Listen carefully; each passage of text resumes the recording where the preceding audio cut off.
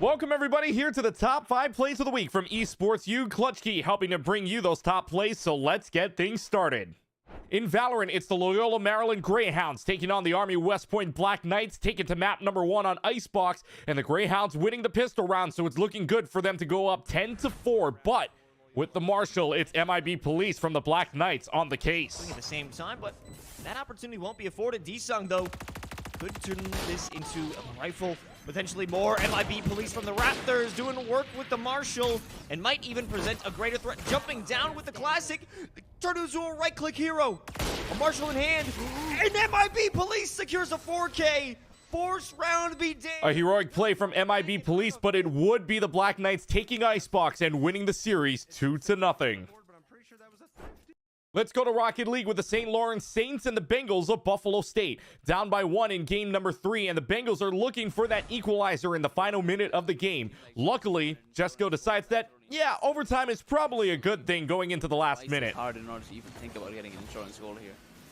Oh boy, it does feel like SLU as well, just trying to play survival mode. No, maybe they're thriving instead. A good bouncer from Elmo Fingers does get past one defender. Turks moving this across the width of the field. The pinch, finding the midfield here. Good catch from Jesco, putting a shot on target as well. Jesco! Overtime, it would go in game number 3, and actually the Saints would win overtime, but as for the series, it would be all Buffalo State taking the dub 4-1. Overwatch 2 action with the Great Danes of Albany and the Spartans of UNC Greensboro. Third map on Havana, and the Great Danes want to cap first point in just under a minute. But Magix has a trick up their sleeve, and in fact, they might have more than one. Out of here, they want to get that kill, and they're doing it. Jesse, they are doing it. Now Magix is back on the field. Lobs Nick's head, oh my god! Showing Volks in the business end of that too. The payload is still being contested, and it's all, oh my. Not only is Magix one a sniper, but the Spartans had a one of their own in the form of a broom, as the Spartans would go on to win the series 3-0. To League of Legends, where the Polar Bears of Ohio Northern take on the Dukes of James Madison. 12th minute in game number 2, and the Polar Bears want their second dragon. On the Kiana, though, Shomi is about to show us what robbery on the Rift looks like. Great rotation onto this. They got the first dragon. They are likely to pick up the second here, and the Shomi can somehow make this work. Well, they're trying, and over the wall, they got a ward and said snipe, and the steal! The steal from Shomi said you only... Dragon stolen, and even with the kill lead, the Polar Bears also got that stolen away. In the end, Dukes would come out with the dub 2-0. Let's head to Overwatch 2 action with the Aggies of Utah State taking on the Rams of Colorado State. Down a map on Nepal, and the Rams need to make some sort of comeback to force map 3. Well, a crazy team fight leads up to why Death Trap lives up to the tag. You're going to be in a great position. This Dragon Strike might be able to create some separation, but Cass is just taking heads. Cass rolls the head of the finish right now. There's the Terror Search. Is he going to find anything is the question. Immortality View happened to be used. This Death Trap finds a triple. Oh my goodness. Death Trap finds a fourth. He's going to find the team kill. It's now the Rams would force map number 3, but the Aggies were too strong for the rest of the contest, and the Utah State Aggies get the sweep 3-0. To Summoner's Rift in League, where the Aztecs of San Diego State take on the Spartans of San Jose State. Game 1 and all the advantages to the Aztecs 30 minutes in, and Devour on the Caitlyn makes sure it stays that way to march to the base. Half health. Actually, with the Chaos Storm dropped as well, that might be the go button as everyone follows the rock, and it's not going to be enough off the outset. Goku shut down in the back line, and it's all falling apart for this fight that San Jose chose to take. The ADCs are all together. Piao picked up a kill on the backside. Tabula Rasa's surviving forever. Eventually, the Aztecs would go on to win game number 1, but something clicks in the Spartans, and San Jose would win the series 2-1. To Valorant with Andromeda taking on the University of Houston Scarlet team. Map number 2 on Fracture, and Andromeda wants to push A site, but Binko is sitting around the corner, and even with little to no utility, Binko just finds a way to make heads roll. 1-for-1 trade, make it 1-for-2 as Slorth takes down Altier, trying to trade for Orchid. Binko now trapped in a corner. They're shooting out the Prowlers, and there's not a lot of places that Binko can go, but now only Slorth being the one peeking. Oh, Binko, what was that? Binko calls bingo on the ace, and it would be Houston who calls game on Fracture as they win the series 2-0. To come through, it's just playing aimbot. And that's it from Top Plays of the Week from Esports U. Thanks for watching, everybody, and until next time, this is Clutch Key signing off.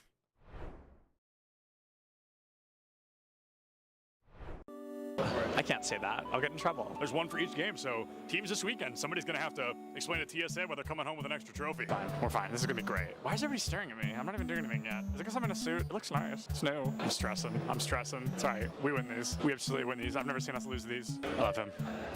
I don't remember his name. What is going on, everybody? And oh, we're ready? I'll start over. Okay.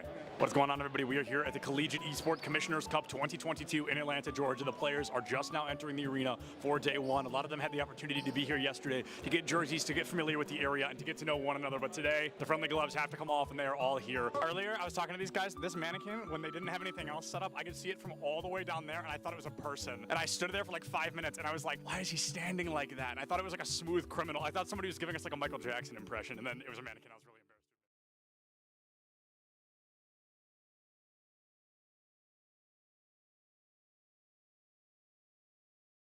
We're at the Collegiate Esports Commissioners Cup. Let's make some noise. Oh, and it's gonna jumped into it. This corner judge is good for 1, 2, he needs more.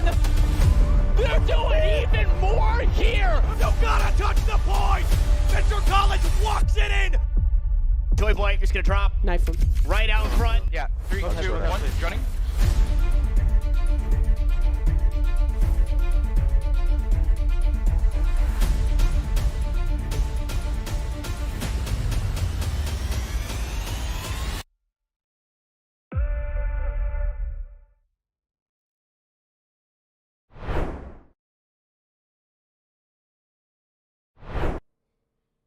Hello and welcome everyone. We are excited to be here and ready for some League of Legends action. It is a Friday, but that means the teams are just now heating up and ever further as we are into round 2 of the ECAC playoffs. Very, very excited to be here. My name is Orbital. With me is Soph-Chan, and we will be covering the matchup here tonight, and it is going to be a very entertaining one, a David versus Goliath matchup, one that has been played out time before. It is JMU coming out against ONU, and those two teams, JMU, James Madison, currently sitting at first seed, and ONU, they are going to be working their way up from 9th seed. Yeah, it's going to be very important for them to try to get something here. Coming from 9th seed, they're going to fight real hard. It's a best of 3, so they have to get it going. If they don't get it in the first game, try to go in for game 3, because if you don't get it, you're going to be out, and it's quarterfinals. Everything is on the table. Yes, it's so scary. And again, as we said, these two teams have played before. They have fought against each other back in the regular season, and it was, to say the least, one of the rougher matchups, if I do remember correctly, which I was informed that I actually was on this broadcast before. And it's quite fun because I do like to see returning teams, but that was a situation that I'm not sure if Ohio Northern would really like to remember. During that matchup, it was a very, very difficult one. In game number 1, we really saw Shoma just come out like a beast. The jungler for the side of James Madison was a monster throughout a majority share for it. So Shomi is going to be very, very fun, and hopefully get to see a return of the aggression and absolute domination. Yeah, and it's something that's always nice about Collegiate, right? You're going to fight them in the regular season, and then if you go to playoffs, you might have a chance to fight them. Now it's going to be their turn on the quarterfinals. And as you said, Orbital, their first game where they fought each other, it was very hard for ONU. It was a 22 versus 7 kills on the other side for JMU, so they're going to fight very hard for this one. The second match was a little closer, but still a victory for JMU, so a sweep for them, but instead it was 37 to 22 kills in the board for this matchup. So they proved that they can go further, that they can improve, and that they can show how they can adapt to this versatility that JMU can bring to the table. Yes, very, very excited to do so. And for time, I am excited to see this best of 3 play out because, again, it's a chance to move up in the single elimination bracket. These teams will be duking it out for a chance in round number 3. And that'll be the semifinals. The winner of this matchup will go on to face the winner of St. Lawrence League of Legends versus Pace League of Legends Gold. And that one should also be quite interesting. We'll try and keep you updated as time goes on, but that one I'm very, very excited to see. So for right now, I mean, I got to ask you, so with these two teams, as we had discussed before, it's a David versus Goliath, right? ONU, they're going to be working their way up here, and I mean, do you see a chance for them? Do you see an opportunity? I mean, do you believe in the David versus Goliath matchup, or is it more just like let's go with like the baseline? You know, this is the first seed. Oh, come on. No, I think coming into playoffs, you'll always have a chance to get things going. And as I said, they had a much better game in the second game of the last best of 3 they faced each other. So they proved that they can get things going. And with the time that they had during the season, I don't really remember which week of the regular season they faced each other. So they had more matches to coming. They had more time to just get more cohesive as a team, increase better communication between each other, and just be more solid as a composition. So with that, I think they come into the playoffs much more prepared, and I think that's a big chance that they might come around, take us to a game 3, and we'll see how it goes from there.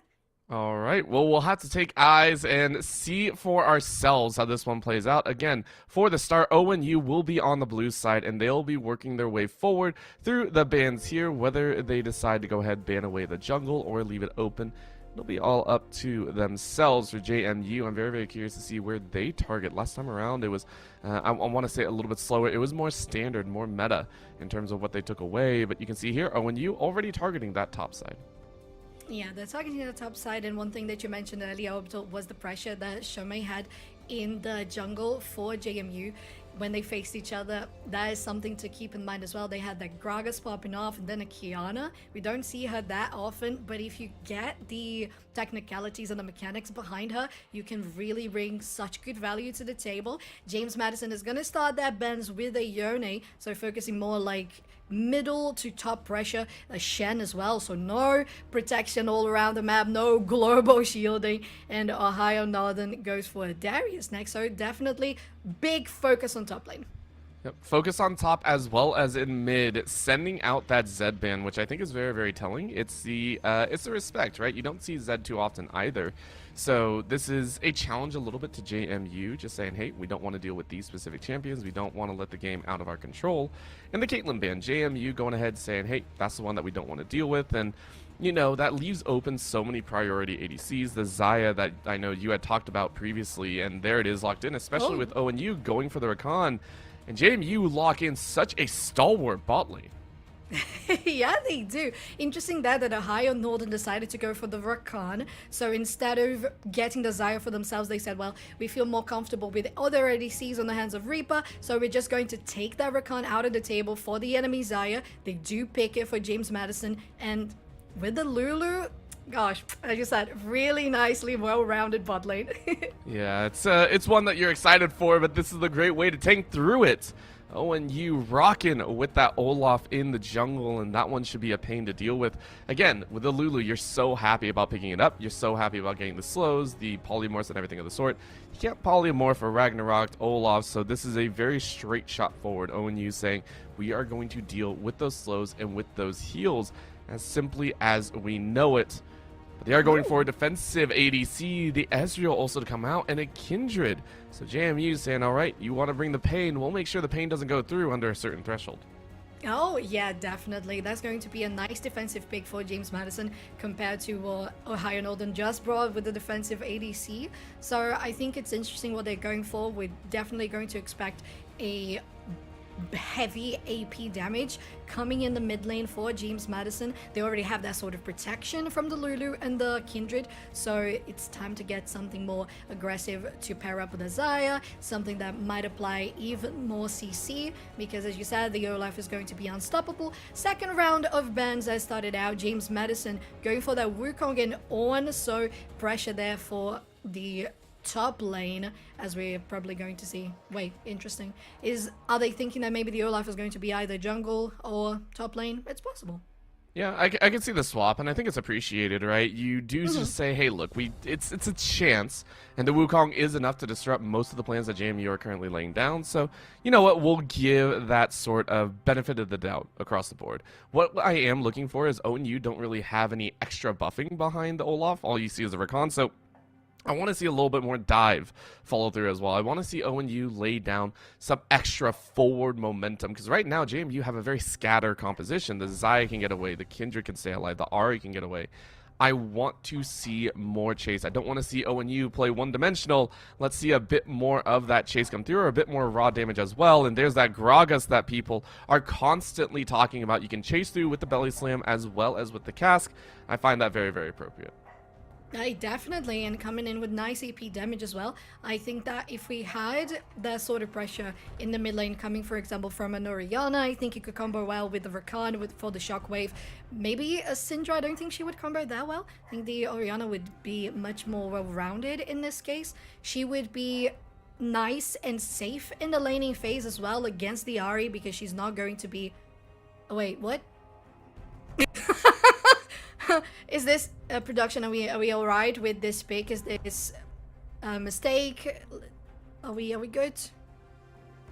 We are quite curious about this because again, for ONU, this is a Rakan as well as a Braum. So if this is on hit Braum or Rakan, this is gonna be interesting, and I think that's the right call. Mordekaiser's saying, all right, if that's what you guys want to play, sure, go for it. This is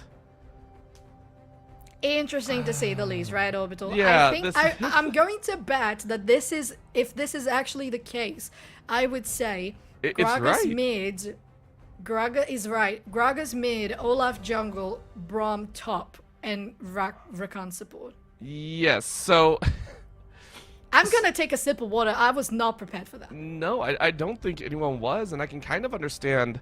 You know, this is like, I want to say full kind of solo queue testing, you know, the hypothesis work here. I want to say Braum on their own on the auto attack path, when you use the concussive blows, you actually do get extra damage if you hit all four, and then they are like brittled almost for the extended duration. There's a possibility of it. I understand the theory behind it, but it's just like, again, two supports here. I almost expect if you place one of them in the top side or even in the mid, it's the funnel strat, right? You send one of them mid lane, and you just let the Olaf roll as much as you can. But it's scary. I'm not sure if this is actually what... I mean, ONU picked it, but there are so many things that could go wrong that we're really hoping they don't. Yeah, I am definitely on the same page there, Orbital. On the other side, you have James Madison with such a standard composition. They have Peel, they have a not super bruiser jungler, but they have a more marksman related with the Kindred. You have engaging potential and chasing potential with the Ahri. You have denial with the Shadow Realm from Mordekaiser. It's a tank, it's the front line. While the growth from Lulu as well. There's just so much that can get this composition going. It just feels incredibly solid. Nothing really out of the box, just plain good League of Legends strategy. On the other side, well, if that is indeed what they picked, I want them to blow my mind because I'm already blown away, but I want to see this go right for them. Yeah, there's so many things, and again, we're very, very interested to see how this one plays out, but we have to see it go well. And again, JMU are the squad that are slated to win this one. They are first seed, they are very, very strong, and they have built themselves a very standard composition. It's on ONU to try and bring a little bit of the hype, so we'll go ahead, go to a very, very short break, and we'll see what they got in store for us here. Please don't go anywhere. The ECAC will be right back.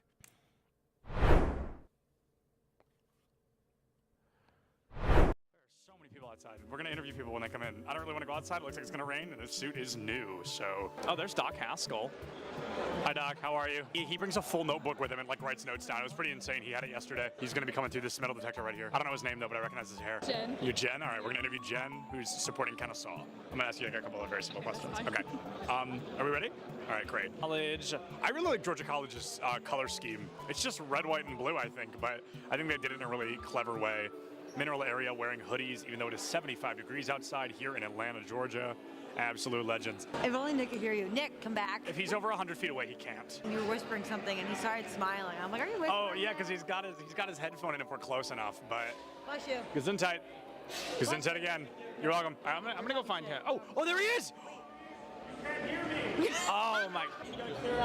Oh, okay. Real stuff is starting. Real stuff. Competitive integrity needs to be upheld. We gotta get out of here. Yeah, I don't want to get in trouble. I get really embarrassed when I get yelled at. 30 is okay. Wow, it's not 10:30 yet. It's only barely 10. Woo! All right, it's gonna be a long. Hey, what's up? Surprise interview. Join me over here though, so we have a cool backdrop.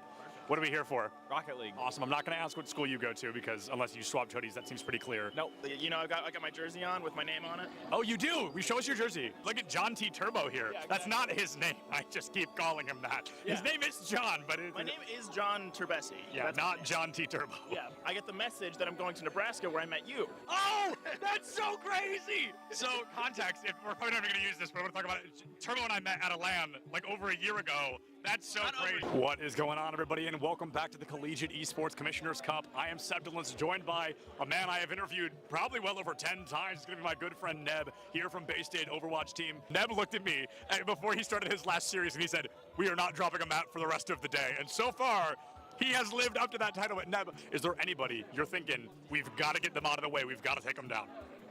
No. No? Just looking at it, each fight's its own, every game, going into it, just taking it as it comes? I have the confidence right now that we're not going to drop a single map. I love Neb because not only is he confident, but he's correct. Bay State is one of the best Overwatch teams I've ever seen. So it's always good to hear. I love the confidence, and I love Bay State, so I hope they do a great job this weekend. So what qualifier, did you win a qualifier to get here? At-large bid. We're looking at Rocket League, we're thinking high odds, low odds, where do we think we're walking away? I think pretty high. I think we're doing pretty good. Is there anybody that you're looking at, you're like, please do not let us go up against them unless we absolutely have to? I mean, really, everybody's good competition, so. And sorry, what was your name? Ethan. Ethan from Mineral area. Yep. Very exciting. Well, Ethan, good luck. Thank you. We'll see you soon. What kind of pass? A player pass? Let me get you on your No, you actually have to like tape it to your chest, like really awkwardly with masking tape. Okay. And it's gonna fall off. Yeah. It's gonna be uncomfortable, I promise. That's a guarantee. Okay, cut that, I'm gonna sneeze. Okay, good. I'm great, everything's good. Who do we interview? Who should we interview? I don't know, I'm just here. I need caffeine.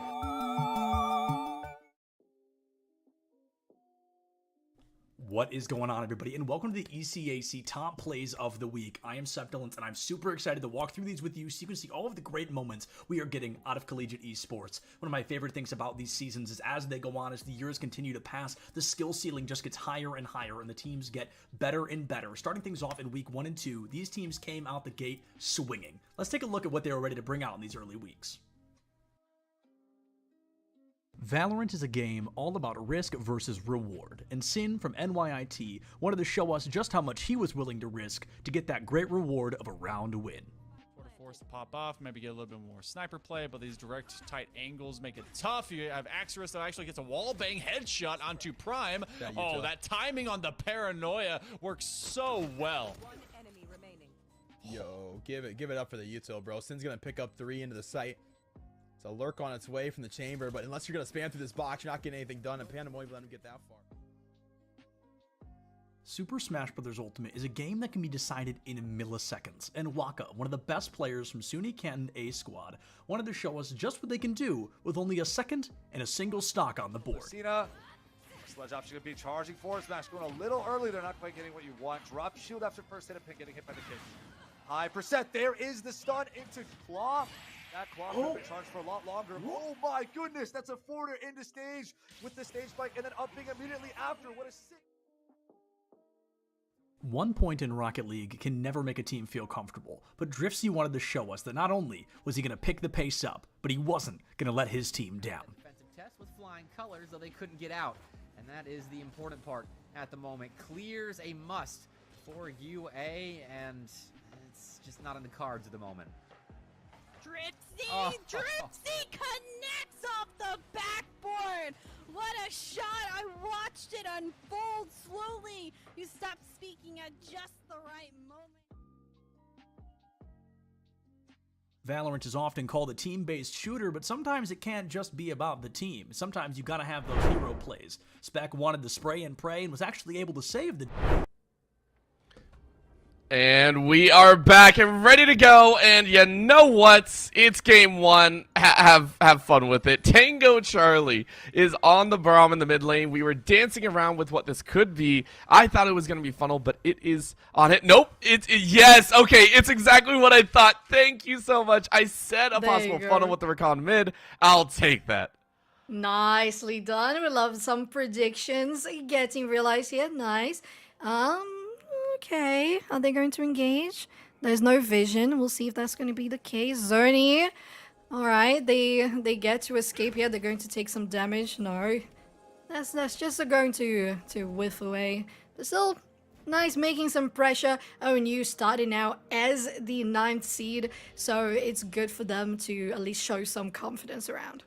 Yeah, this is, I mean, they know they're up against a pretty hefty team here, and the fact that they're trying to go for this is quite surprising. So, again, the idea behind the Recon is not to actually win. It's the same reason that we used to see, you know, Lulu in the mid lane and all that, and even Tarek in the mid lane. It was specifically to try and hone the jungle into a carry position.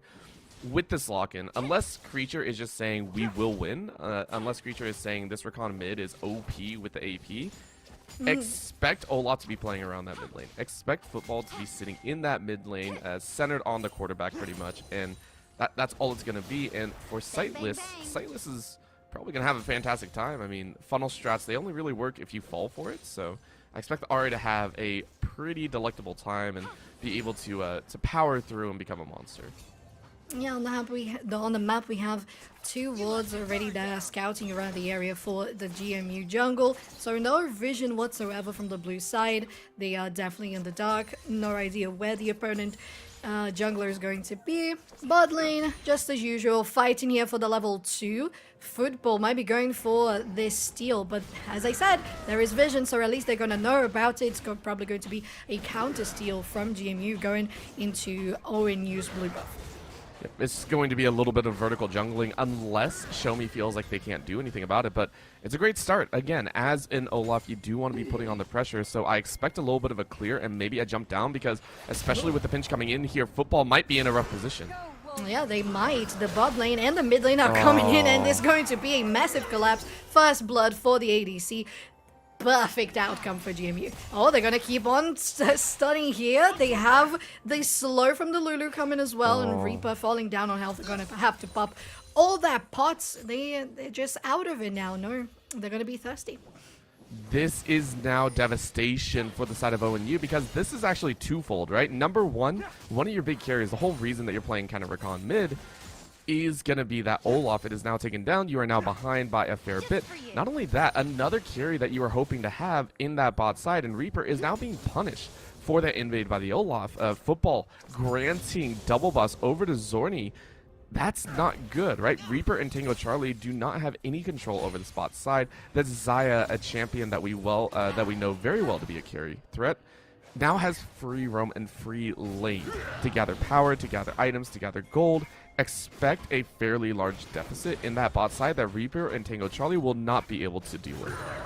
And one thing, Orbital, I think that we missed from Football in that invade was they had the detection. They could have tried to detect it. They could have tried to save it for the detection if you're going to invade, but they didn't do it. So they ended up overstaying on that side of the map. Show me here. Maybe getting this blast going to Creature just around the corner. Football in the bush. They're going to meet each other. The 1v1 is going to start. There's still a blast going around. Some damage is being taken from both sides. Scythe is coming. They go in, and the charm is going to land on Creature. The ignite is going to pop a lot of damage as well, but they haven't fallen just yet. You have a look at Gragas scouting around, getting the flank position, but so is the Mordekaiser. They get a nice escape. They don't get hooked.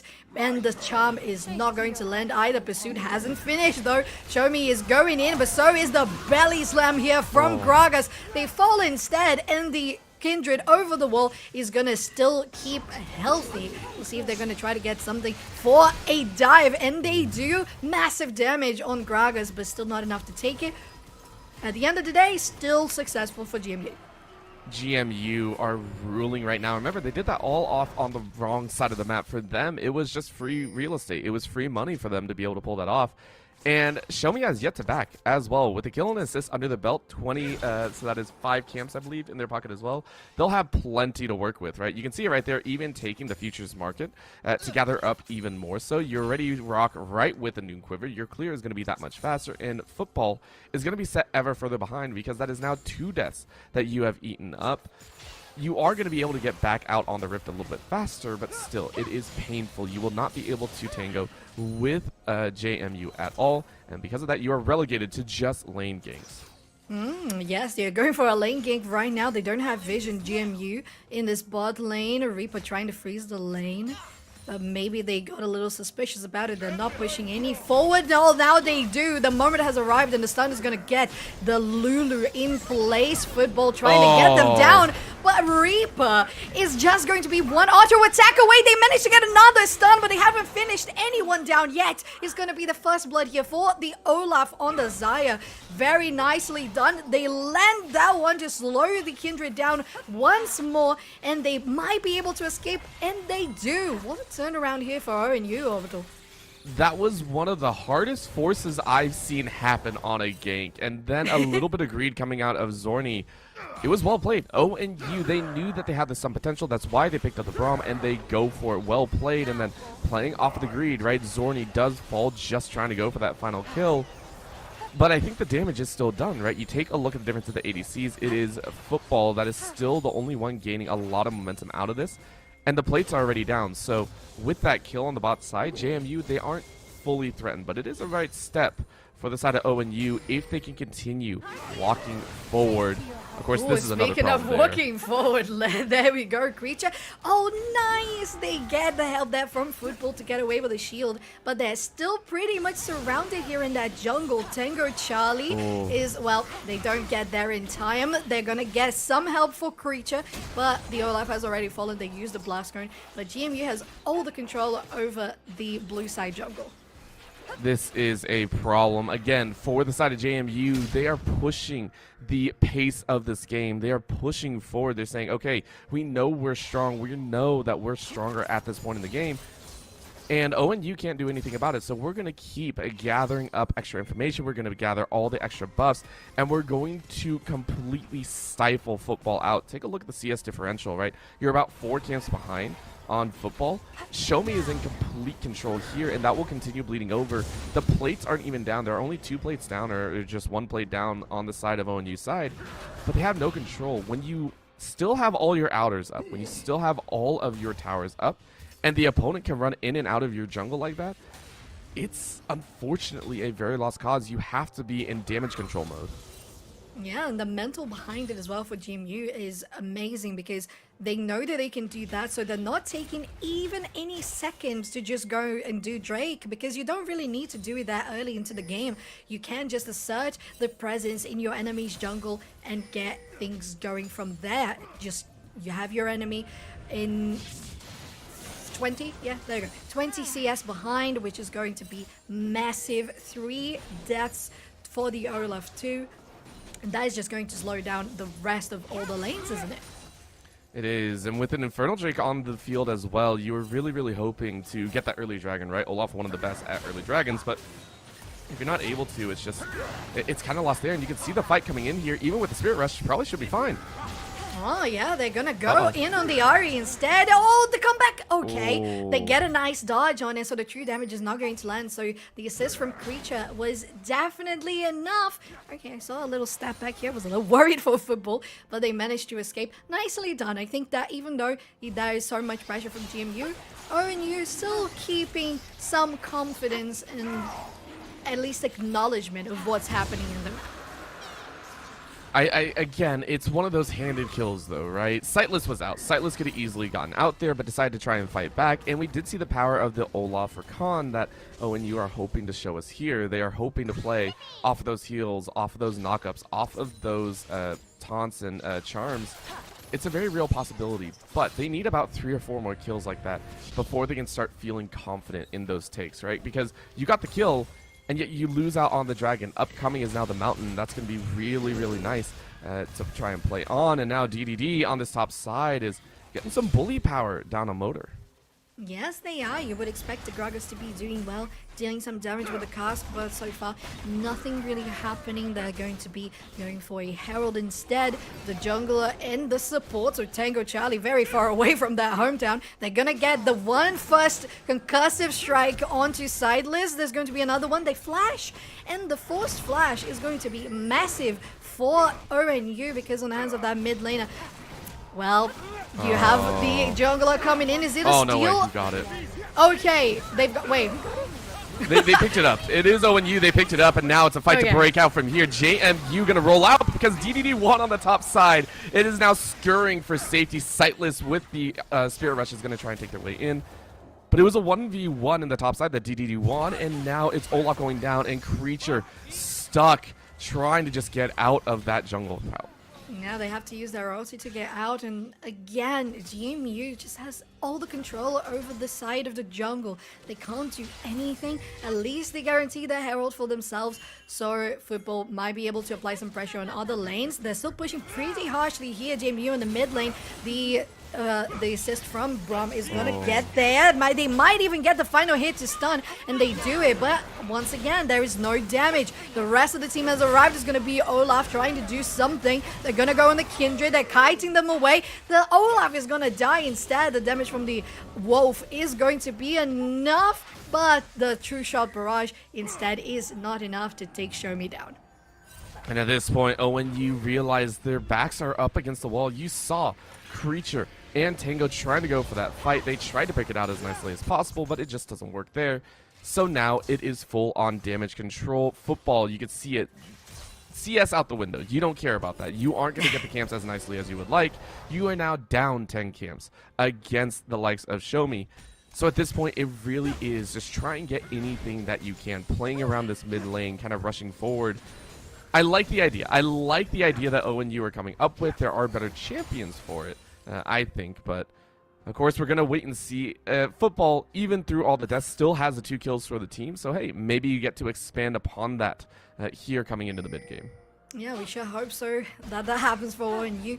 On the side of GMU, they're just expiring now, but the vision that they had all over that jungle, insane. Wherever they go, they have the potential to just take the fights, take the objectives, and apply pressure. Speaking of, we might see DDD and Show Me engaging onto Murders. Okay, they're trying to be a little more safe about it. Bot lane, Reaper taking damage from Zorni. And to be fair, the Ezreal is still very power on CS, so that's going to be good for them, because if he can reach that at least 2 item power spike, that would be the point for you to try to turn things around. Top lane, Show Me trying to get that gank going, but they're still very safe about it. They might go for the dive. They do. There's going to be the tower targeting DDD. The last hit is going to land. Wait, why did you go to that side? All right, Kindred ulti is popped. Wait, what? Excuse me. It was just at the edge. They're very unfortunate for them. The Mordekaiser goes down. It was going to be the Mordekaiser on the bot side, but you saw the re-engage on the bot for ONU. They said, hey, top side's getting slaughtered, and it feels unfortunate. Motors might have been able to do something else behind that, but the ulti was actually stolen away by the Realm of Death, and now this is going to be a problem. It's another fight breaking out here, 2v4. Oh, dear. Yeah, 2v4 happening really nicely for ONU. They get 1 charge from the Herald. Not that much damage. The platings are still all there. There's still 1 very closely getting down, but they still get 1 kill, which is good for them. They need to try to reestablish that presence on the rest of the map. Maybe Olaf still going there. We got the pings in the map. Zorni might be going too further forward. You're gonna try to get that slow. You don't manage to do it. ADC trying to get that final hit, and they do. The Xayah tries to commit. Oh, the minions! Did you see the minions, Orbital? Yes, the minions were having a little bit of fun, but it is still JMU playing with a little bit too much fire. They understand that the composition out of ONU is not going to have as much strength in the mid to late game. So you're playing with a bit of fire, right? Zorni was out once again. Lando, stepped up a little bit too far in the early stages, but I'm liking it, right? Again, they are taking these risks. They know it's a game number 1, and they know their composition affords this type of early game misstep. They're allowed this safety net that will be covered in the mid to late. So for right now, JMU are just like, yeah, we're okay with this. We're up in CS in some of the lanes, and most of the lanes at least. Our jungle is powering through. Show Me will carry later on. And I mean, they're going to play off that fact so much. So expect them to continue kind of putting their best foot forward. You can see it here, right? This dragon now being taken away once again. JMU on top of the global objectives. Yes, they are. Olaf is just going back to base. They're not going to be able to do anything about it. Bot lane has to be careful. They don't have any vision at all. Just that little bush where the Lulu was just at, but the rest of the river, the rest of the jungle is all red, and with that, Show Me can just take everything, any camps that they would want, and even take a flank here. Mike trying to get something onto Reaper. You see the little pet from the jungler. I don't think they spotted it. No, Pink's coming. Olaf is going to try to get there in time. They are sensing something is wrong about this, but Sightless has roamed down bot lane too. It's going to be a 4v3 if they manage to get something in this dive. Creature has followed as well. The True Shot Barrage is just going to land on Lando, and the Feather Storm is going to get Xayah away from damage. They have to flash away as well, but they take Olaf in the process. Stun is going to land onto the Kindred, but it's not enough. Xayah gets another kill on the Rakan, double kill. They're probably going to go for another one. It's not a triple for the Xayah, but it's another kill for the Ahri instead. They try to get the Braum, but at least they stay alive. And that's the difference between having 2 supports and multiple more damage dealers. You saw all 3, the ones on your screen, the Ahri, the Kindred, and the Xayah, all of them unleashing the strength that they've been holding back on. And remember, all the earlier kills that ONU had, it came because there was a player disadvantage. It's because it was a 2v1, 3v2, or anything of the sort. This time around, it was a much more brutal blow, and now DDD on the top side is going to get their 2nd solo kill of the game. Yeah, bonked that to finalize that kill. DDD now on 3-1 and 2. And the positive scores all around the map for GMU. 300 gold bounty for this Kindred, who has converted so much gold around the map with 6 assists. They're going to start this Herald as well. They've already taken 2 Drakes, so their dominance is explicit. It's been so good, and at this point, I think JMU can really just storm down the base wherever they want to go. They could go through mid. Top side is also easily broken. They don't even really have to look for fights. They can force these fights under the tower, even though they don't really have a siege composition. That's just how strong they are. Take a look at this. It's a 4-man push with the Rift Herald, and I don't even think ONU can really stop it. I expect 2 charges, maybe 3. Yeah, it's possible. So much damage going on to Charlie is already. The charge from the Herald is going to land, but Shumi is very close there on health. The True Shot Barrage doesn't take them down. They use their ulti, and the TP coming on the Herald is going to keep them happy for a little bit longer. The Olaf takes the Kindred down. 2 down for ONU, and the push from JMU shows and proves relentless with a 7k gold bounty and over double of the kills on the board. Credit to ONU. They knew they had an issue coming up. They knew they had problems, and they took a fight they felt they had to take. And again, if they didn't, that Herald was going to get more charges off. It was going to be painful, and they did stop it at just 1, but they lose so many. JMU rightfully take that fight. They get so much gold that, you know, hey, show me. Might have stepped up a little bit too much, but you take a look down the line right now. 4 kills on just about every primary carry. DDD, Sightless, Zorni, all going back with massive bounties on their head. This is a powerful statement. JMU saying, we don't care if you're 1st, 2nd, 3rd, or 9th seed. We will fight you at our strongest, and I love it. Yeah, me too. There's no mercy whatsoever. It's just showing that quality in every single game. And once again, I have to talk about this vision. Look at that. You don't see that much vision in a League of Legends game that often. And it's amazing. Look. There's nothing for the blue side, and all lit up for the red. They might fight each other here in the red side, the blue side of the jungle football.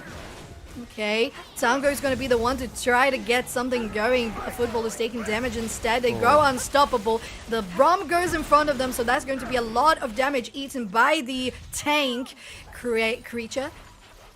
They're around, but GMU has dictation on how this game goes. They have the baton. They are in the conductor's seat. I 100% agree. They control everything. The fact that for right now, Shomi has been done with the egg for so long, the extra smite stuff.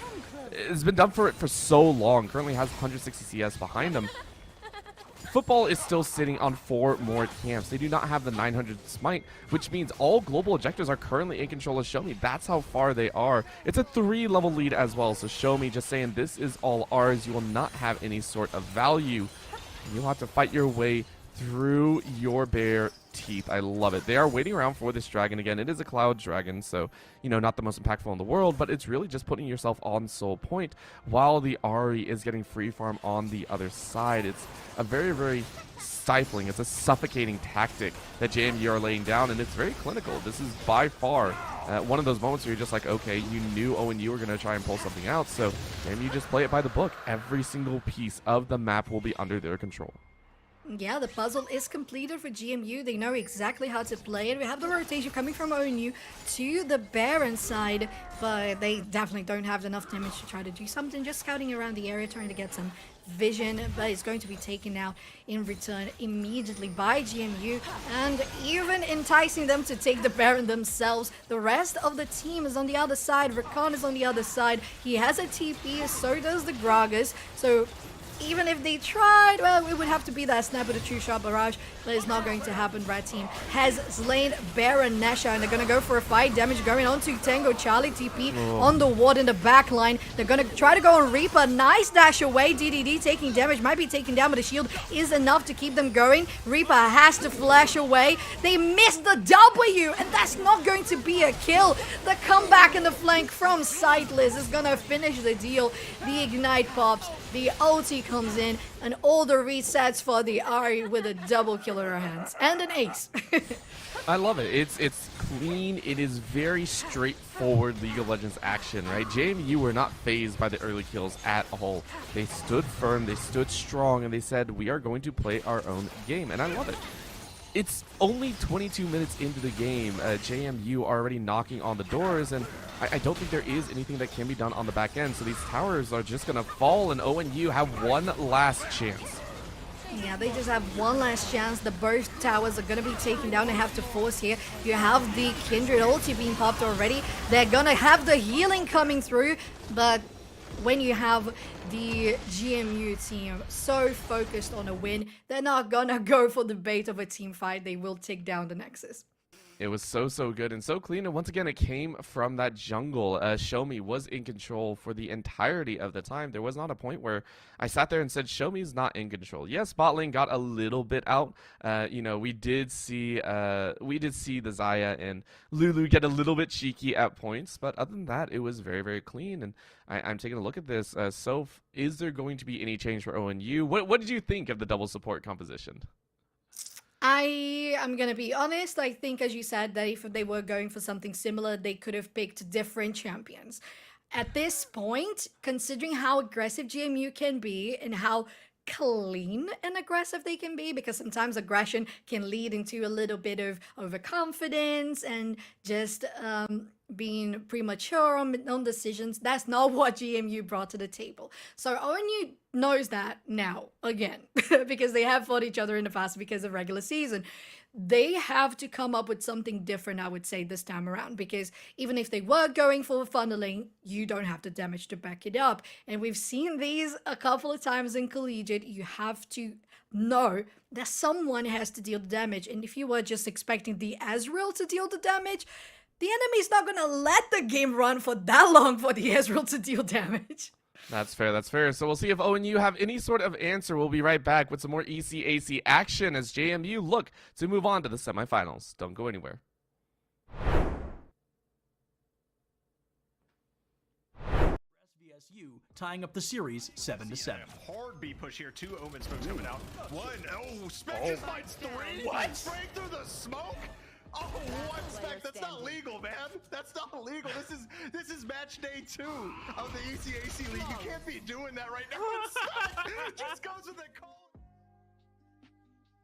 Here in this clip, Fanshawe finds themselves with their backs against the wall, 20 seconds left on the clock, and they're desperate to take down Wake Forest. They don't have anything to get through this team, they don't have any weapons on the field, but with Jackie Moon in the wings, at least they had a sniper.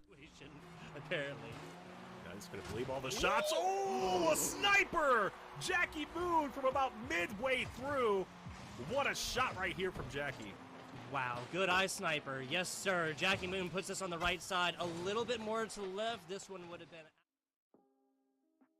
here in this clip. We're going to get a great moment from a Pac-Man, and as a Pac-Man player, I was super excited to see it. We're going to hear a lot of praise from our commentators giving Mosey those compliments of choosing Snake against Pac-Man, a great counter pick. They were super excited to see a Snake on the field, but even without their blessing, Trollery does not yield. Approach, but like you said, he's trying to play this safe because losing a stock right now for Concord would be really bad. And, well, a little bit of commentator's curse there.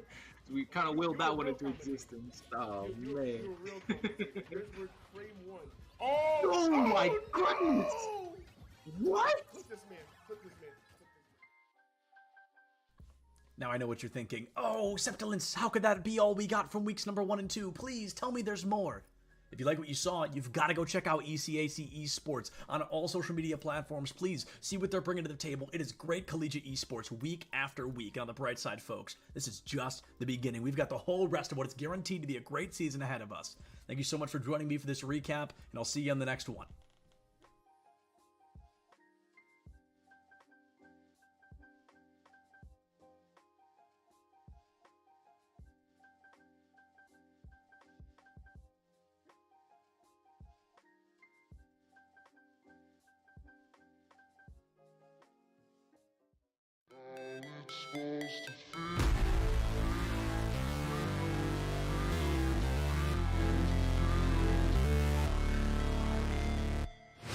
Never break, always fight, never quit, do it right, play the game, win it life, have no shame, there's no time, feel the pain, live the grind, I could change, in my mind, pick a lane, commit and climb, the only way to win it life, I never miss that fact, taking big is that we don't have these preconceived notions, and we're willing to listen to our membership and read the room, read college athletics and how it's connected and how it's not, and take what we have expertise in championships, but also throw out some of the other stuff. I remember when we first started, there were some conferences were applying their amateurism rules to all of their esports competitors, and I think we knew enough to know that no, that's not going to work in an esports culture. It's got to be very different. And by the way, the NCAA was going in a different direction. You could see that Train had already left the station on that, and so it's an incredibly dynamic area and ever changing, and will continue to change. And just as we didn't know when we started what it's going to be looking like, I think similarly we still don't know what it's going to be in another 5 years. I know enough to know that all of us are still going to have a thriving esports program that's doing a real good service for our members and for our competitors. But we still don't know necessarily what some of that is going to look like, and that's pretty cool about it all. Let me ask you this, because you all are used to dealing with your athletic directors, and each of them are dealing with what's in front of them in their athletic departments.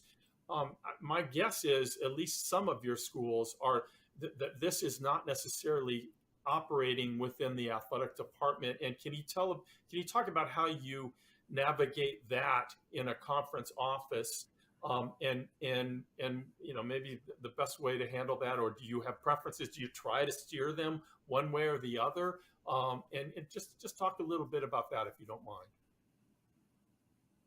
Sure. The majority of our schools are not under the athletics umbrella. We have one institution that perhaps by next year will be under the auspices of athletics, but most of them are in other departments across campus. Right. One of the things that has helped us is that we have support from the president's office. And so in order to participate in Mountain West events, you have to have an adult non-student administrator that oversees that, the eSport program. And that's where we get assistance with, eligibility checks and, please complete your roster, things like that. I don't know in the future, and it depends on, who's sitting in the athletics director's chairs, whether or not more esport teams will go under the umbrella of athletics.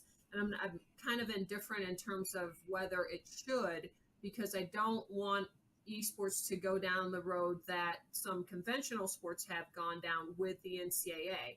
So we have a unique opportunity to kind of craft esports in a way that fits what esports is, as opposed to trying to fit it into a conventional athletics box, so to speak. Right. You know, I think the success of our program and getting participation is exactly that. The fact that we're not tying it in necessarily to athletics and NCAA eligibility. Like Carolyn, we probably have 3 or 4 schools that are under athletics. And I know it puts them in a difficult position sometimes trying to make some decisions. I got a request recently to consider allowing part-time students to participate during this year, because some schools struggle sometimes to fill out all the games that they want to play with us. And we held off on that for now. You know, we defer to the institution and say, what's your policy for those that are under student development or activities? What's your policy for allowing students to participate? And if you certify that they're eligible under your current policies, then that's good for us. I also think, and I was part of some of the conversations early on with the NCAA years ago about the NCAA getting involved as a Division II representative, and I was crossing my fingers that wouldn't happen, just because I think this needs time to grow, you know, and expand. Can I ask a question, because you mentioned part-time enrollment, and one of the things that we've done here is that as a conference, we've just set eligibility standards, full-time enrollment, making progress towards your degree as the institution defines it. Are you guys doing something like that as well? Because we've gotten that part-time enrollment question and we've said no. Yeah, no, I don't think we've gotten that far down the line, Carolyn, to ask for that. I think we kind of put it on the institution, but we do say that the student has to be a full-time. Now, they could be a full-time grad student, but they have to be full-time as from what the institution decides. Yeah, our eligibility requirements are just as simple as can be. You have to be a full-time student in good standing.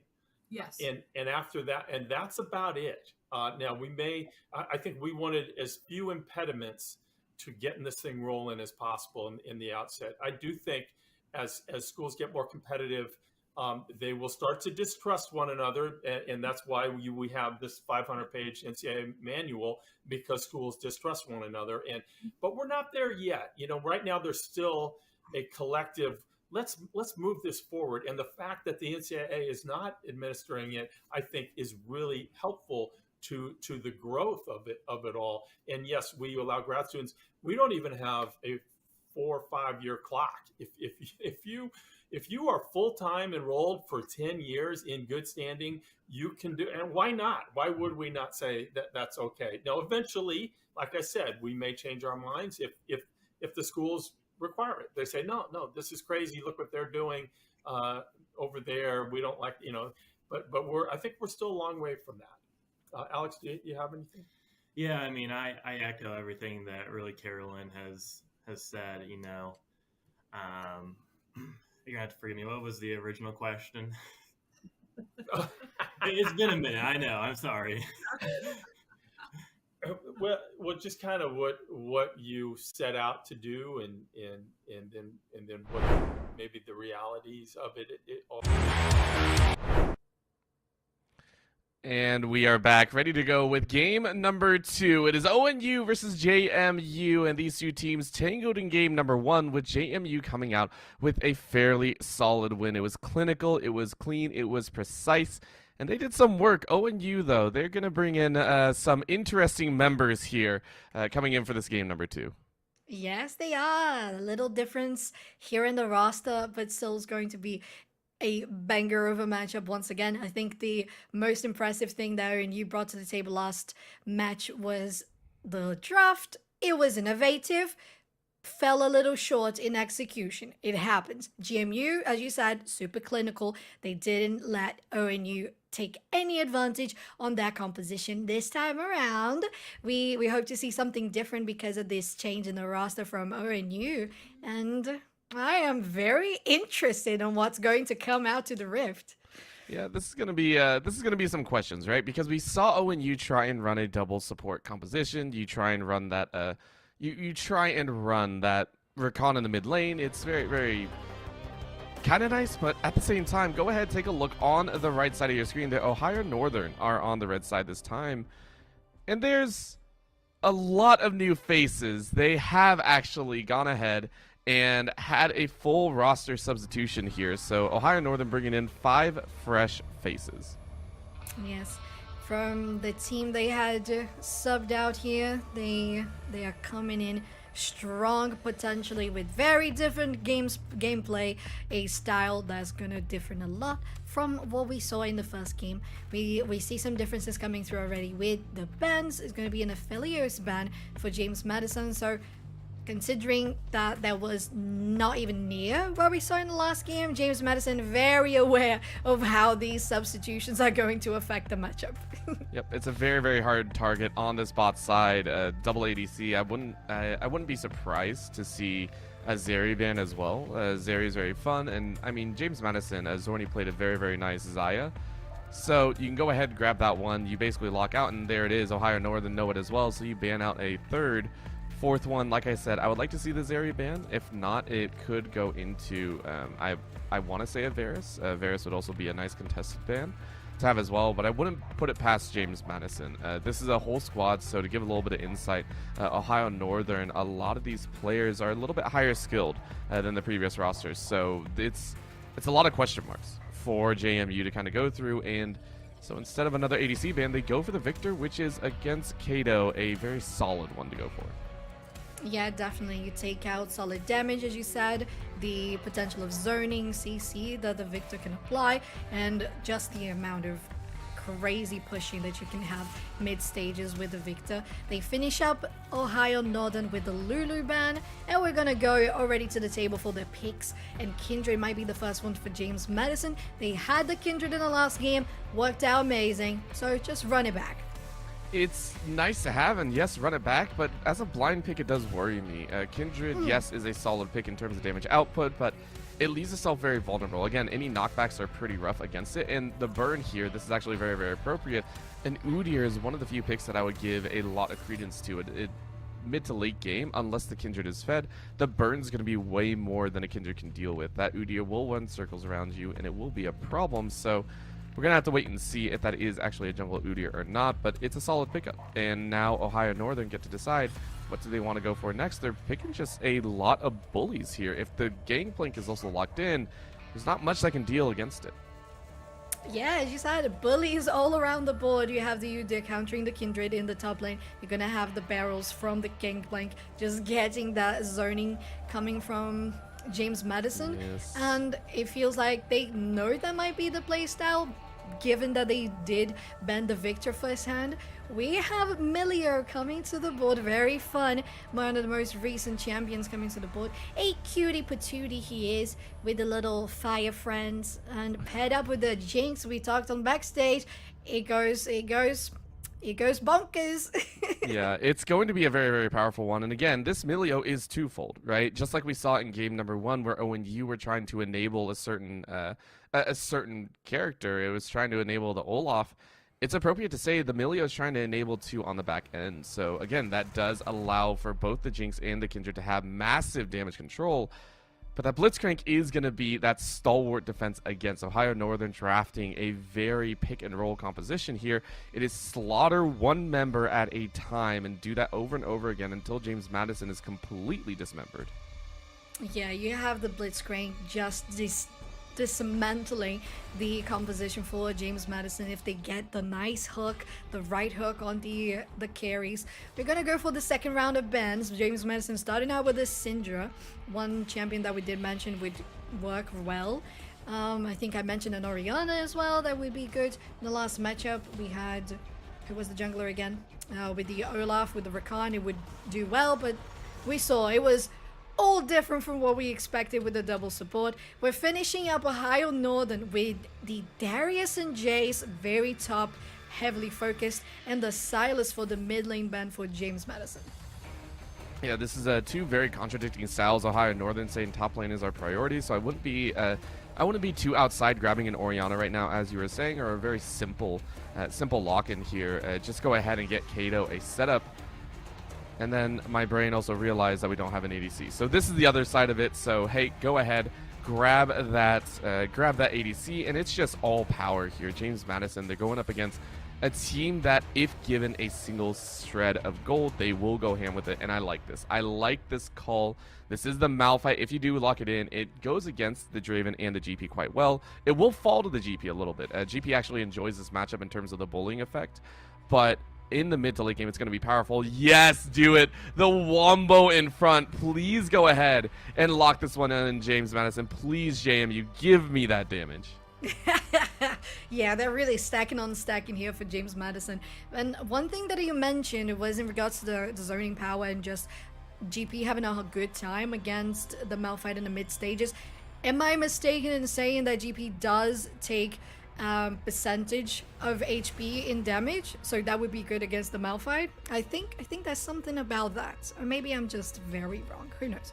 I think it's not percentage, but if you go first strike, which I think a lot of GPs like to do, it does bring that extra little percent boost. I don't think there's percent HP. It's on the burn, yes, but that burn can only be procced on the Q and auto attacks every certain pattern. And I would say it's decent. Don't get me wrong. It is very, very powerful, but it's not all the time. So it's not constant shred health. Valid. Gosh, we finished up that roster with a Cassiopeia pick for the mid lane. And as we said, it's a whole different team, a whole different set of players, and a whole different composition that they brought to the table. What are you thinking about Ohio Northern this time around? I'm thinking they drafted to win lane and then win game afterwards, no matter what. These are all champions that are well known to scale very, very hard.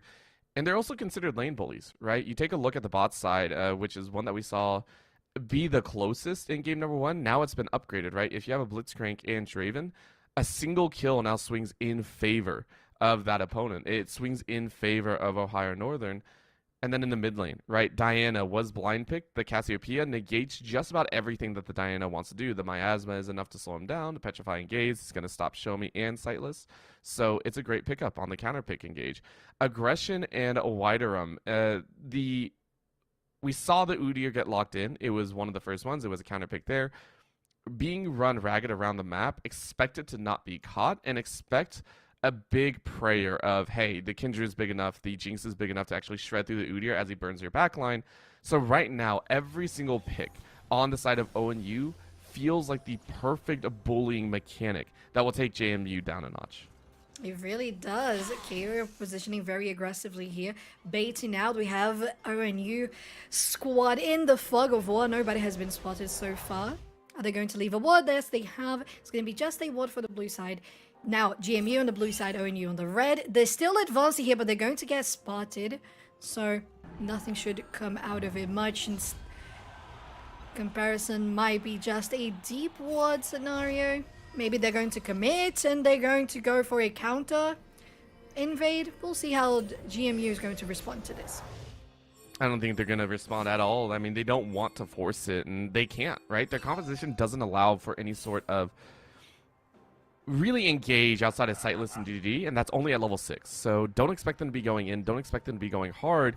Expect them to be trying to farm this out and level this fact of ONU going to be going aggressive. The main one is Kuz and Kai on the bot side. These two are going to be looking to be very, very aggressive. They're going to be looking to step up, deal with Zorni and Lando, and try and push that Draven into late game status as soon as possible. Yeah, the more you stack that Draven is going to become that perfect scenario for ONU. As you said, they want to get the laning phase done, and as soon as they have it won, they want to go for a finish line. And considering that we had GMU doing exactly that in the previous match, I think that ONU can definitely pull it around with this new composition. And you saw it there, the zoning out by Kato. It's a painful reminder of the matchup that you have chosen here. So we're going to see, hopefully Show Me also show a little bit of love towards that mid lane and try and get some damage down, but keep eyes on aggression. We saw the ward earlier. You know, hey, the opponent is over here. And then another ward that was dropped by Kato now means they have complete information, and that's going to be a good draw. Yeah, very nice hook here is going to be Lando dropping down to 20% health. There's some damage coming with the axes for Kai too, and both laners are going to be chugging on those potions. And Draven Blitzcrank showing why it was such a bully in the early stages of League of Legends. Oh yeah, it's going to continue as well. Lando on this Milio, it gives a lot of bonuses, but it's not actually that strong, right? You know for a fact it's very squishy, and that's the risk that you run when you grab these two laners. And now this is going to be a chance. Show me just trying to lay some sort of pressure. Again, you know you're not actually going to get a kill. Sightless is just trying to get to level 6 at a nice pace.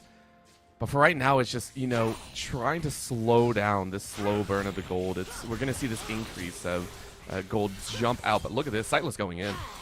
Yeah, they both have the Conqueror, so it's going to be stacked very close. Kato running out of mana, still has enough for a couple of those fangs, but both of them with the potions are going to keep healthy for a little bit longer. Kato knows that aggression is just around the corner, and they have the upper hand, as you said. They have the zoning power, and considering how much the Cassiopeia can heal with the abilities, it's just no use for Kindred to come here now. Just bothering, just annoying, but no really potential of killing Cassiopeia at this point.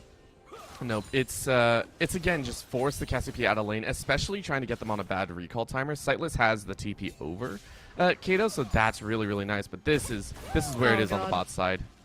Okay, that's good. Good dodges.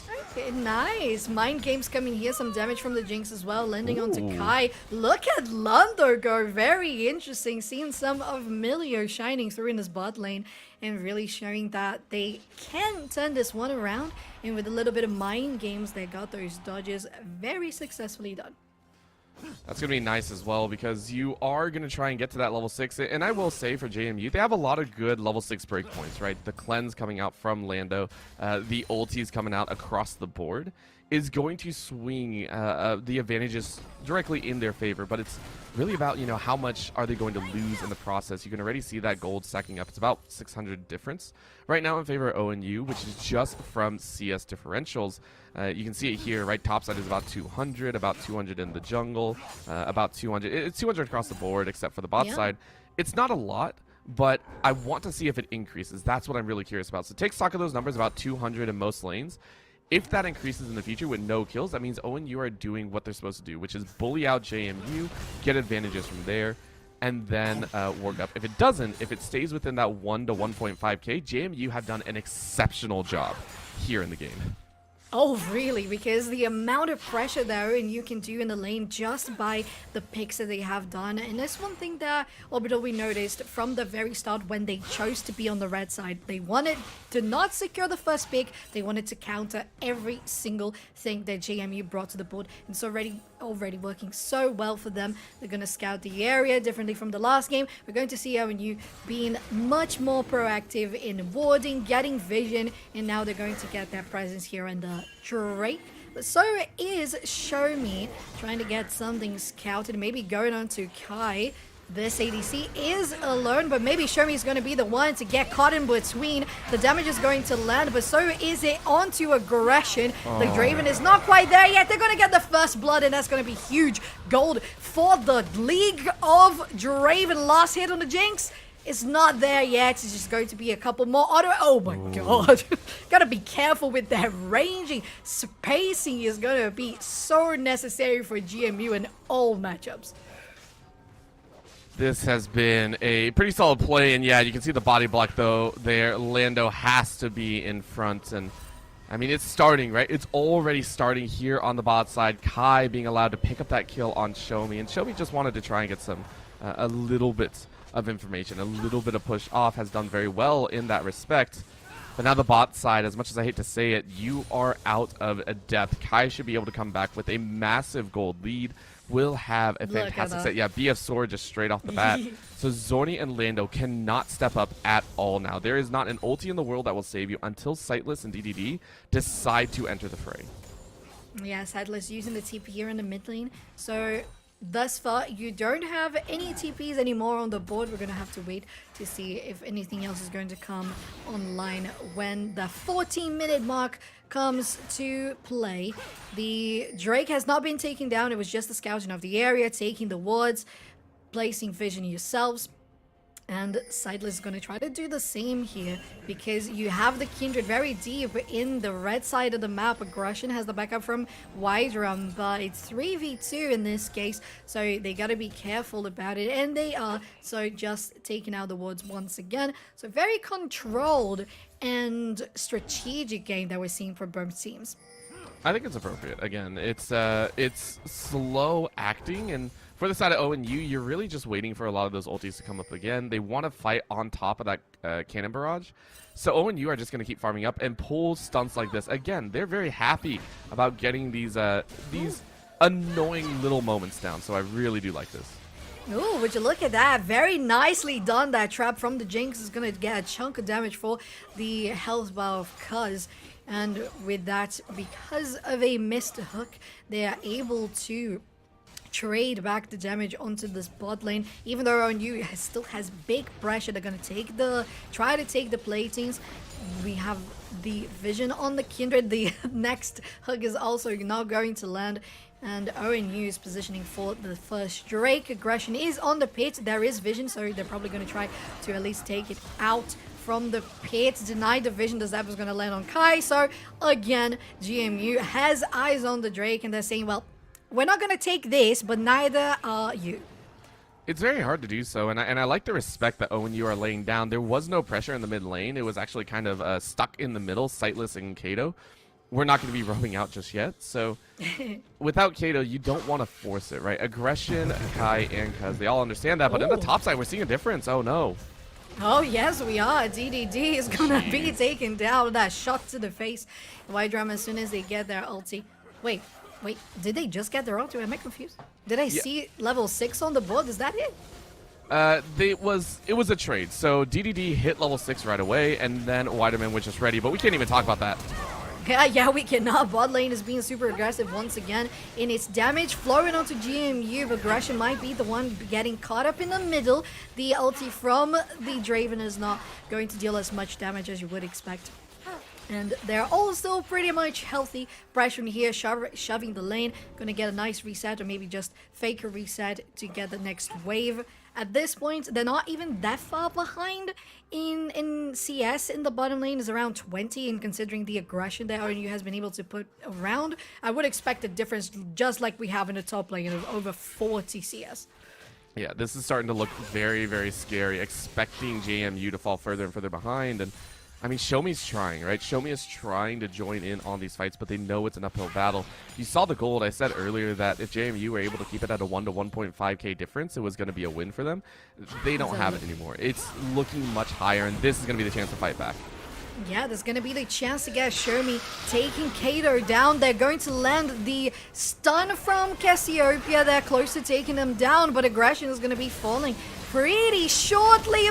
But a nice hook from Blizzard. Oh. Just under tower range, and Kato and aggression survive with just around 10%, 5% of their health. Maybe Sightless is going to try to get a dive going as well. Widerum is going to be aggressive once again with the pressure over levels that they got. At least we see GMU really trying to fight back, but ONU is staying their ground. Yeah, ONU have full control, and yes, that mid lane was a little bit spicy. We saw the possible damage that could come out. Lando getting in there and helping out Shomi, but it's, again, just the pieces falling in favor of ONU right now. They have 3 plates to their name. It's going to continue ever further.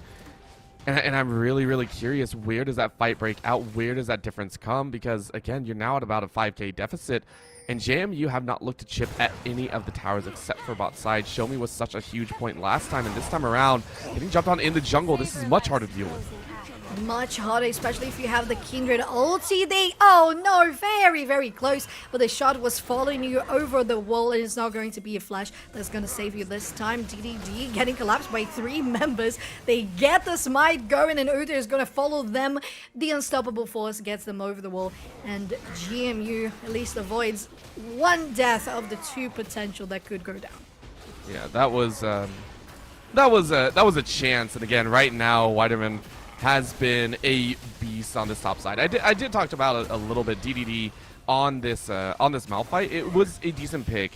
When you go up against Gangplanks, you have to do 1 of 2 things. Either you turtle and pray that you don't die and you only give up marginal gold in terms of the CS department, or you go for another bruiser and you try and take GP in that own flank and you turn it into, I want to say, a skill check, right? That's what you're looking at. in this situation, you went for the tank route and you tried to do your best, but with the early assists on the bot side and the farming that Whiterun has been able to do, it's been a time, right? It's been a very nice time. So I congratulate DDD for trying to hang on as much as possible, but JMU just, again, their comp is taking a little bit too long to come online. Yes, it is, and it's just because it's not because of lack of effort from them. As you said, ONU has been controlling everything in the map. They have such good pressure in the top lane just by the farm alone, because of Gangplank being able to apply that zoning potential. Because he's here in the mid lane trying to shadow, get something going here. But interestingly enough, that wave is pushing, so I don't think you're gonna get anything out of that. They rotate to try to take down some vision coming from the river, and Kindred is gonna be spotted. Are they? No, they are not spotted. All right, they just place the ward, get over the wall, and Blitz also continues with their day. It's hi Dave. All right, you're good. Kuz has also been on point. So for right now, ONU, I expect them to just continue drawing this laning phase out. They're in no rush, right? This composition is in no real rush. They have exceptional wave control, and they have the top lane rolling in their favor. So honestly, it's just play it slow, play it smart. They're okay kind of giving themselves a little bit more time to scale up. The composition will blow up in the mid game with the lead that they currently have. And they're happy about it. Just the entirety of this game feels so good for the ONU squad that they're going to take it as slow as possible. In JMU, they're going to pray and say, okay, well, if you're going to let us scale, maybe we have a chance in that late game, right? Maybe DDD is able to get tanky enough that you don't have to deal with them. Maybe Sightless gets a massive wombo combo off. Maybe the Jinx becomes a beast as well. But those are a lot of hopes. Those are a lot of dreams that they have. And, I mean, I don't know if they have enough time. Yeah, it's definitely a lot of ifs and buts, Orbital, and you have the Jinx hyper carry, will need the items. You're gonna have the Kindred still trying to fight for those marks. They're gonna go do something here in the top lane, is that what I'm saying? Is that the Malphite? No, the Malphite is not there to come back, but they have TP, so they're gonna go in. Let's have a look here at the top lane. They get spotted, so it's not going to be a gank in the bottom side. It's gonna be the first turret taken down, so even more extra damage, gold, excuse me, for Kai, and with that, you just grow that Draven, and you would expect ONU to just steamroll from this point on. Yes, this is now breaking open into a dangerous scenario. Sightless is now going to feel the brunt force, because normally you see a Blitzcrank roam at about level 3 or 4. At level 7 now, it's a big difference. But the jump in the mid lane by Sightless, just trying to draw something out. Yeah, very interesting, because as a Diana with just the first item completed now, you're not going to be able to do that much damage. The rest of the team is not going to follow up as well. So unfortunately, it's going to be their ulti down. It opens up the mid lane. It just gives them the opportunity to go push. To be fair, did they have any chance to try to defend this? I don't think they did, especially with the Herald coming along. It's going to be very nicely placed as well with just the first charge going into the second tier in the mid lane. We'll see if they're going to stand any chance against this push. The first charge is going to hit, and with that, it's just going to be a clean takedown of this one. I don't think they would do anything else. No, at this point, ONU are just saying, no, we don't want to fight. You have to force us to fight. And they'll bleed out gold. They'll keep bleeding out gold as long as this goes on. This is one of those kind of stranglehold, the suffocating feeling of gameplay. It's very, very nicely done by ONU's side. But for right now, JMU are just like, we can't pull the trigger. We have to keep waiting. And, of course, the question then becomes, when is the right time to pull that trigger? When is the right time to go for that fight? When is the right time to try and go for that big, bloody battle that you know that you're going to have to take at some point? I would give it, and I would pause it, another 7 to 10 minutes. That's all you're going to have to work with. In those 7 to 10 minutes, you are praying Zordi is able to pick up so much CS. You are hoping they're able to collect at least 2 items. And if not, it's going to be a problem. Look at that difference between the ADCs right there. Insane. That was about 3K difference, I believe, just right there. Yeah, 4K for Jinx, 7K plus for Draven. Absolutely insane what ONU has been able to accomplish in this game. And as you said, they only have around 10 minutes tops to be able to accomplish something. And answering your question, I think it might be just a case of if ONU makes a mistake and then you can pick off someone as Kai, maybe Kado as well, but considering what they have been doing so far, they're not going to let any breaches come online. And JMU is just going to keep on bleeding gold, as you said. And we'll see if they're going to try to get something engaged here for a Baron, increase even more their advantage for ONU. They don't even need it, right? Like, it's still Yeah, 2.5 minutes. Why are we... I don't know what they're sitting around here looking at Baron. They're really just looking for a pick. They're just looking to see if Shomi is going to walk forward and be a little bit cheeky, and it's not going to happen, right? Right now, JMU are playing this in the right manner. They're saying, okay, farm what we can, just soak it up, and pray that we don't get ganked. Yes, it's bleeding out gold, but at least you're not losing drastically. This game, it feels like it could have been over at about 15, 16 minutes in. DDD right now, playing smartly, trying to get out of that top side. It is the right way to play it. And it is biding your time. Yes, it's slow, it's painful, it's excruciating to watch this style, but for right now, JMU, they are betting it all on one massive team fight, one massive exchange of blows that the stat check will bring, hopefully in the near future. Yeah, that's the only thing they can do, really. There's still a minute and a half for that Baron. They're going to take down this Herald once again. ONU is going to have that aggressive push into the lanes. And with an already opened tier 2 in the mid lane, it's going to be very hard for JMU to try to keep track of anything happening in that jungle. At least they have kept very consistent in the warding scenario. They have a lot of vision everywhere. Unfortunately, they can't really do much about it. They know what is happening, but they know that they have to wait. They know that they have to keep on farming, as you said. And at least they're doing it well, because if they had done anything different, it would have been a lost cause already. Yeah, this is it's screwed if you do, screwed if you don't, right? Like that's Yeah. I feel what's coming out here, and right now they're getting screwed if they don't, and you can see here Sightless in a 1v1 just running it in. Yeah, they're running it down. It was very close, to be fair, to get that Super Mega Death Rocket onto Widerum, but it wasn't going to take them down, I don't think, unfortunately. But still a nice attempt there by the Jinx. You're going to have the Herald being popped here in the bottom lane. The clear wave with the barrels are going to be insane. They take this down. It's going to be another hit into the inner turrets. The inhibitors are going to be exposed really soon, as that's exactly what ONU wants to do. And they're going to engage. They go to flash forward. They don't land the hook, but they manage to take down the tower fast enough so they don't go down by the tower shots. It's going to be a kind of even trade, even though it was one kill for ONU. I thought it was going to be much more devastating for JMU, to be fair. They kept a good defense as much as they could do. Tower went down, inhibitor went down, but still they are maintaining a good mental to fight as much as they can.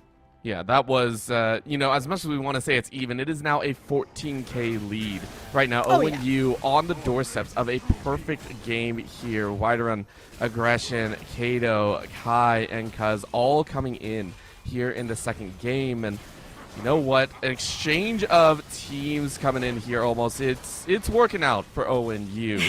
and I'm very, very... you know what, it's a tactic, and it's something that does have to be considered, and you know what, they're making it work. So for right now, eyes are open. Bot side is exposed, which does lend itself to some nice CS coming in for Zorni, but the main thing is the Baron, right? You take down the bot side inhibitor, and Baron is now available, and because you have to send someone all the way to that bot side, it's such a long run back. So this Baron is now going to be fully under the control. You can see the wards going out here as well from the side of ONU. They are fully littering that top side jungle with their own vision. There is not a chance for JMU to step up. I expect Zorni to be the only one to try and get a steal from here. Yeah, agreed. Well, we are seeing something different coming to the board. They're just going to bait that they're doing Baron, and they're going to engage here in the jungle. They don't get someone because of the Blast Cone, and they're going to maintain healthy for a little bit longer. JMU going back to base because they know they can't contest this Baron. It's going to be an easy takedown for ONU. Yep. They're happy. They're fine. It's easily done. They're going to siphon it up so easily, and Kai is the main one. So Really, really do enjoy this. The question now is, where do they want to go, right? They can go top, they can go mid, they can go bot. I would expect a 5-man push or a 1-4 and a wider run. I mean, either one's really good. Let's be honest here. Either one can work, but it is about getting that effective use of the Baron down, and it is going to be that 1-4 with Cuz kind of roaming in between and looking at that pull range. It is hiding along the top side. Expect this to be the last push of the game, and JMU, their time is coming to a close. They gotta make one last-ditch effort if they want to try and get a team fight off. Yeah, the super minions roaming down there for the Nexus turret as well. The super minions in the top, in the mid. This buffed up Baron minion is going to take it down. And as you said, this might just be the last fight of the game. Cuz is going to go in. They don't get the hook landing, but they don't even mind it. You've been saying that the whole time, Orbital. There's just been 6 kills on the board, and that was plenty enough for ONU to get their advantage in this game. Yes, there was, and this should be it. Okay, as much as I said, you bide your time. This should be it. That's Petrifying Gaze going in. Yeah, they're going in. They go in with a Petrifying Gaze, and again, most of them, they're going to go down. 3 of them, and it's going to be them trying to fight for something here in the base, trying not to get hooked, and they did. Jinx is going to be the last one down before this game finishes off, and ONU takes us into a game 3 against JMU. You know what? New face, new team, it's working, right? ONU makes some upgrades here, and it works to a T. A perfect game on the day, and you know what? They'll hang on to it. So you know what? It's a good sign. For right now, though, we are going to get ready for game number 3 because JMU, they have an uphill battle of their own now. So a lot of questions for their side, a lot of intrepid questions that they get to ask themselves of, how is this final game going to go, and how are they going to make it to the semifinals? Only time will tell. Don't go anywhere. JMU versus ONU will continue in just a bit.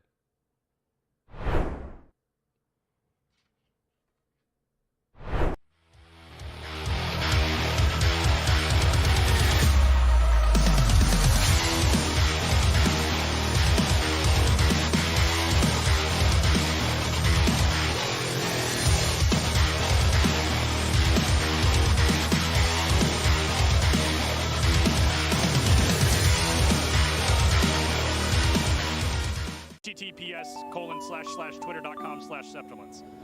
Don't put that in. I'll get in trouble. So that's worth it. Did I get too close to the camera on that one? A little bit too close? Should I back up a little bit? Okay, sorry about that. My bad. I've been awake for probably close to 32 hours. Like, I have to hold my keyboard the normal way, because if I do it, I feel like I have arthritis and I hold my keyboard like that.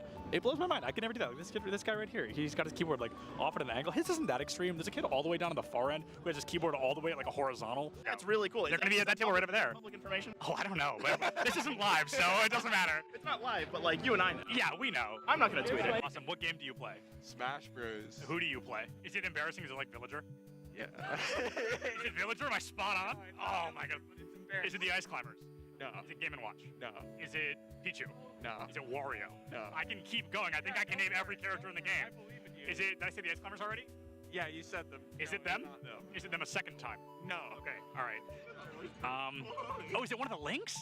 Yes, it is. Is it Toon Link? It is. Oh, that is pretty embarrassing. That is rough. Who do you play? I'll give you $20 if you guess correctly right now. First try? Give me a single hint. It's an obscure character. Obscure character. Not played very often.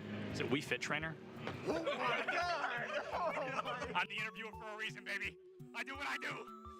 I don't need the money. I appreciate it, though. I appreciate it. So Bowser Jr., Wii Fit, and I forgot already.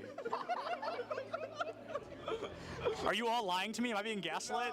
No. Bowser Jr., Wii Fit, and you told me already. Oh, Toon Link. Yep. Where's my main support at? Who are we playing this weekend? A lot of Brig. A lot of Brig, really? Brig Lucio, probably. Brig Lucio, really? I shouldn't say that too loud. I don't want to give away your strategies. It's over-under? What do you mean over-under? Like, do we think we're going to podium? Do we think we're going to come in last place? Not last place. Not last place? Certainly not last. What about, 5th place? That's doable. That's doable? That's winnable? 3rd place? Third place. That's where things get dicey? That's very doable. Okay. First place? That's very doable. First place, very doable. Love it. That's the mindset. That's what he loves to hear. Yeah. Oh my god. Hold on. Cut the cameras. Well, who are you? Hello. Oh my God! I saw you earlier. I saw the back of your shirt, and I was like, I know that name. I know him. It's a quick play game. They Q sniped each other at land. I thought it was a scrim. It's just unlucky. Are you actually a Villager player? Yeah. How do you feel about Villager being notably worse in Smash Ultimate than they were in Smash 4? I wouldn't know. You wouldn't know? You never play Smash 4? No. Oh, that's all right. Nobody's gonna hold that against you. Who do you play? I play Robin. Okay, wow. Did you know Robin has the lowest pick rate in the game? Yeah. Isn't that crazy? Come on, the LEDs, it looks just like Samus. Huh? Do you disagree? I guess I can see The it. Samus vibe. Show the controller to the camera. We're interviewing. This is recording, by the way. Surprise. Not my controller. Who do you play? I play Peach. Oh, wow, I like that. Who do you play? I play the Shotos, mostly Kazi. No, you lose against Kirby. That's just like a statistics thing. Yeah. It's maybe. This is a death match, and I think they're all in the same one. They're all on Icebox. Are they all in the same death match? Maybe. Who knows? I feel like none of them can hear me. I want to like approach somebody, but no one can hear. They all have both their headphones on. What's up? How do we think we're doing? I think we're doing pretty good. Yeah. What's your kitty? We're looking at 10 and 6 right now. Oh, hey, that's third, dude. That's better than I expected. Who's bottom frag right now? I want to go talk to them. Ian? Hey, how do you think we're doing so far? It could be better. Could be better? You're one of those rough days? Well, Let's go find more people to harass.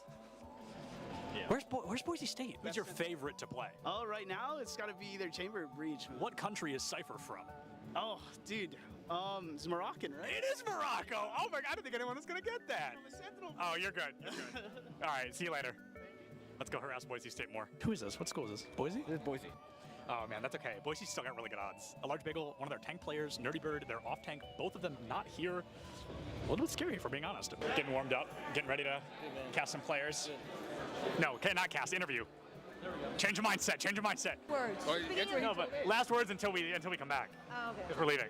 Enjoy. Oh, that was good, that was good. Anything from you? How are you doing, Polly? Awesome, thank you so much for your time.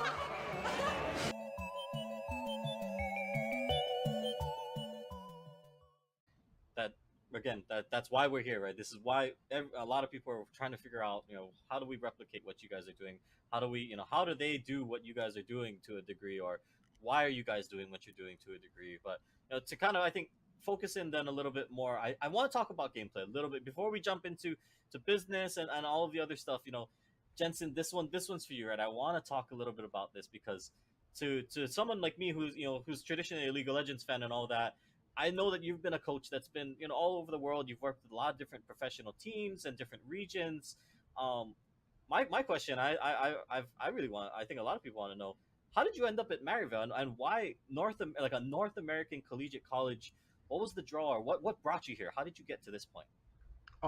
When I first came to NA, I worked with Immortals, with the academy team, and I realized that there's a lot of cultural challenges that exist that's very unique to NA and esports, right? Where there's this very interesting intersection, because unlike traditional sports, in esports, players, they don't start training under a structure or a system or a coach.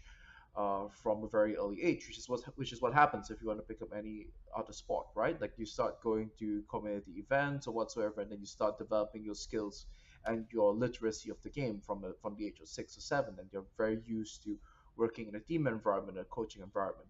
But in esports and for League of Legends, a lot of times players, they go through they go up, they climb the ranks in solo queue where everything is basically self-taught, and then all of a sudden they need to be placed into a team environment. And I realized that this is something that the Asian teams got right, where they had these B teams. They have the B houses in Korea and Taiwan. You would spend almost close to a year just being a understudy or training partner for the team before you even join an academy team in the first place. And in China, they have like these massive B team systems with like lots of players in them. The moment you hit a certain rank on the ladder, they fly you in. You are then boot camping for a month there at the facility, and depending on how well you do, they then decide whether to retain you on as a training partner or as a trainee in whatever capacity, given how well you perform in those scenarios. So the West was very lacking in all of this, and culturally to do the same things and try to replicate the B house environment or what they do in China or Taiwan would not be possible to do. But the West has a very successful model of developing sports and talent, especially in America, when that is in the collegiate space. So I looked at this, I saw the resources that was available, and when then when Clerky pitched his vision to me, it's like, yeah, this is what I think should be the future for development in the NA ecosystem for esports. Oh, right on. And I think, well, maybe let's follow up on that a little bit then. Because Dan, okay, so Dan, you pick up Jensen, you've got this going. I think that's going to be my question then is, or to any other schools that want to be competitive like you guys on that level, is this something that we should be expecting to see in the future? Right? Is this now, the standard that you guys, Jensen, you and Dan, do you guys feel that this, if every college across the nation starts doing this, if they start recruiting coaches like Jensen and trying to build this atmosphere, is this going to be the next standard, or is this something that's very successful that obviously it's proven to work, but is it sustainable? Is it possible for everyone, or maybe not everyone, but right, the greater sense of the industry and the ecosystem? How do you guys feel about that? It's a dream of mine, obviously, to get to a point in the future where every university has an esports team that's taken seriously, and every day they report to practice. It's an improvement-driven mindset across the whole program. I think for me though, like the reason isn't necessarily like to see like a March Madness with millions of dollars flowing through it. For me, it's a little bit more simpler than that. The reason why this is my vision is just because uh, it's best for player development and just players in general. What we see in tier two ecosystems almost across the industry, that's like below academy, I would say, like right before you, I would consider academy professional, because you're making a salary, higher salary than exists in a lot of semi-pro sports actually. But in the tier two ecosystem, you kind of go from like your parents' bedroom making no money on a Discord server with a coach that hasn't been certified by any national body, to playing academy, and that's horrifying to me. So uh, while I don't see collegiate as being, or maybe it does end up being this way, but it doesn't have to be the definitive path to pro. I want it to at least be an option, like a parallel option, similar to how you can go through the Canadian hockey system, where you can choose to spend a couple extra years developing and maturing physically and emotionally in the NCAA model before you go to the show in the NHL. I'd like to see that reality in esports. This isn't something where there's a century of history to the competition. So it's a very powerful tool, especially when you're trying to convince your parents that this is a worthwhile pursuit, that you can get a college degree. And it's one of those things where, at least in America, with how expensive college is, getting scholarships after your first, like after like your 18 to 20-year-old years, is usually harder academically. You usually get the majority of your scholarships going into school when you're an 18-year-old freshman, and the way that the current path to pro is set up, a lot of players are foregoing that span of time to try to go pro for no pay. And so for me, it's more about like a health of a pipeline, health of the ecosystem, health of kind of the player experience of pursuing this, and that's the big thing for me. And obvious it's a dream. I want Maryville to serve as like a case study and a model for that.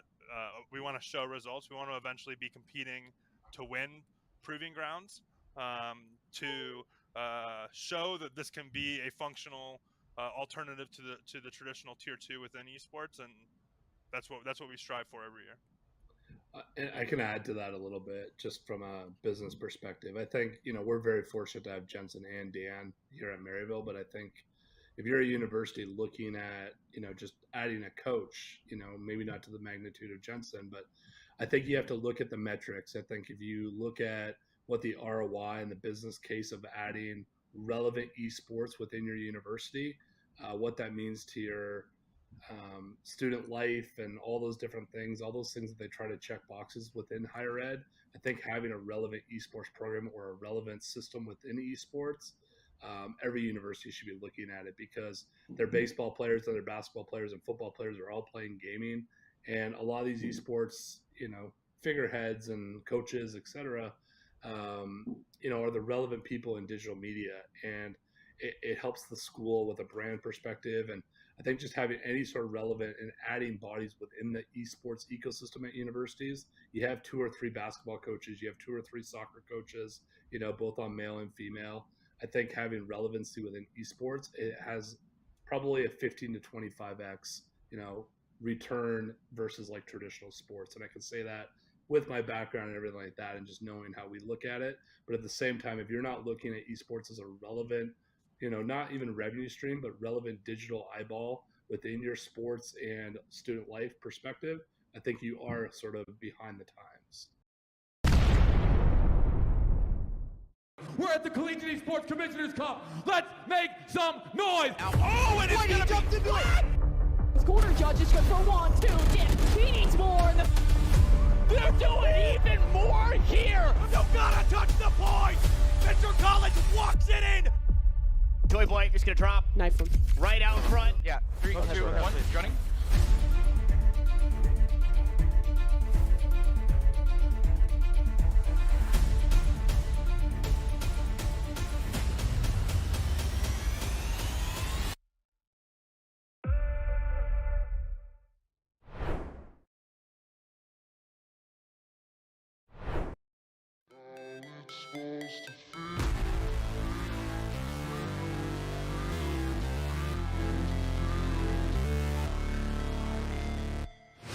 Never break, always fight, never quit, do it right, play the game, win it life, have no shame, there's no time, feel the pain, live the grind, I could change, in my mind, pick a lane, commit and climb, the only way to win it life, I never miss that fact, taking big. That's so cute. UCF, and it's really cute. So I'm gonna move down here. How do we feel? The odds for UCF? What are we thinking? They got it. No, we got this. We got it. We got it. Go Knights. Charge on. 100%. My friend Nick is behind you. He's gonna record it. Don't look at him. You'll ruin the shot. Don't look at him. Don't look at him. Come on. Oh, Let's go! Let's go!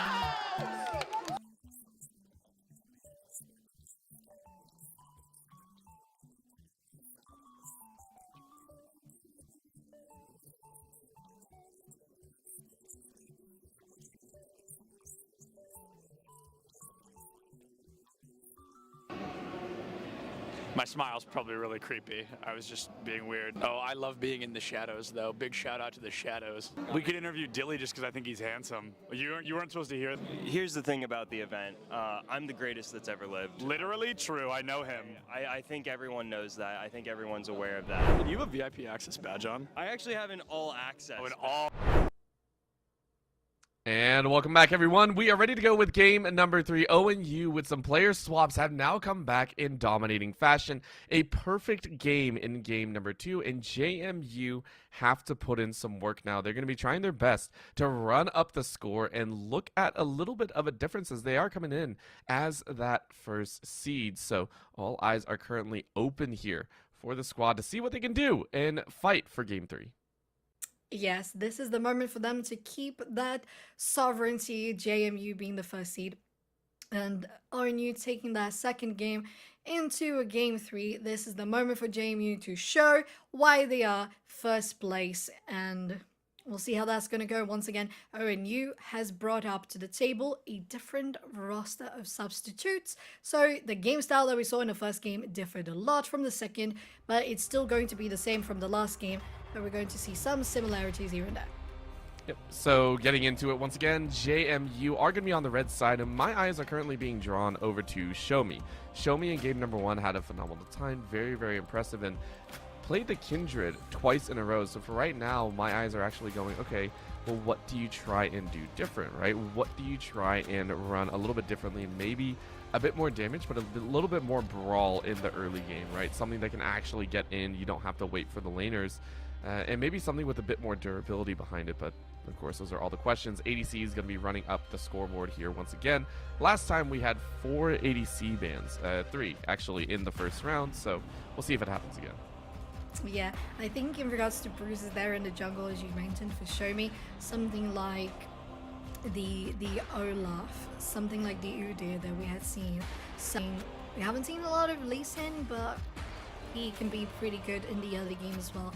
For that, James Madison is going to get the Blitzcrank out over the table, definitely a menace and nuisance on the hands of Cast in the last match, so that is very understandable. Lulu is going to be the last man for Ohio Northern, so that is Zaya Lulu out of the table. Rakan is still there. He was played by Ohio Northern before, but definitely a different mindset from what we saw in the game 1. Yeah, this is a little bit of a shift, and I do appreciate it, saying, hey, you know, the blitzcrank was a problem. I think that's true, and it was one of the enablers, right? It was one of the big enablers. What I am worried about is that GP in the top side. Widerun still has that opportunity to play it, is instead going to be hovering over that and locking in the Gragas, so another great blind pick to have set up here.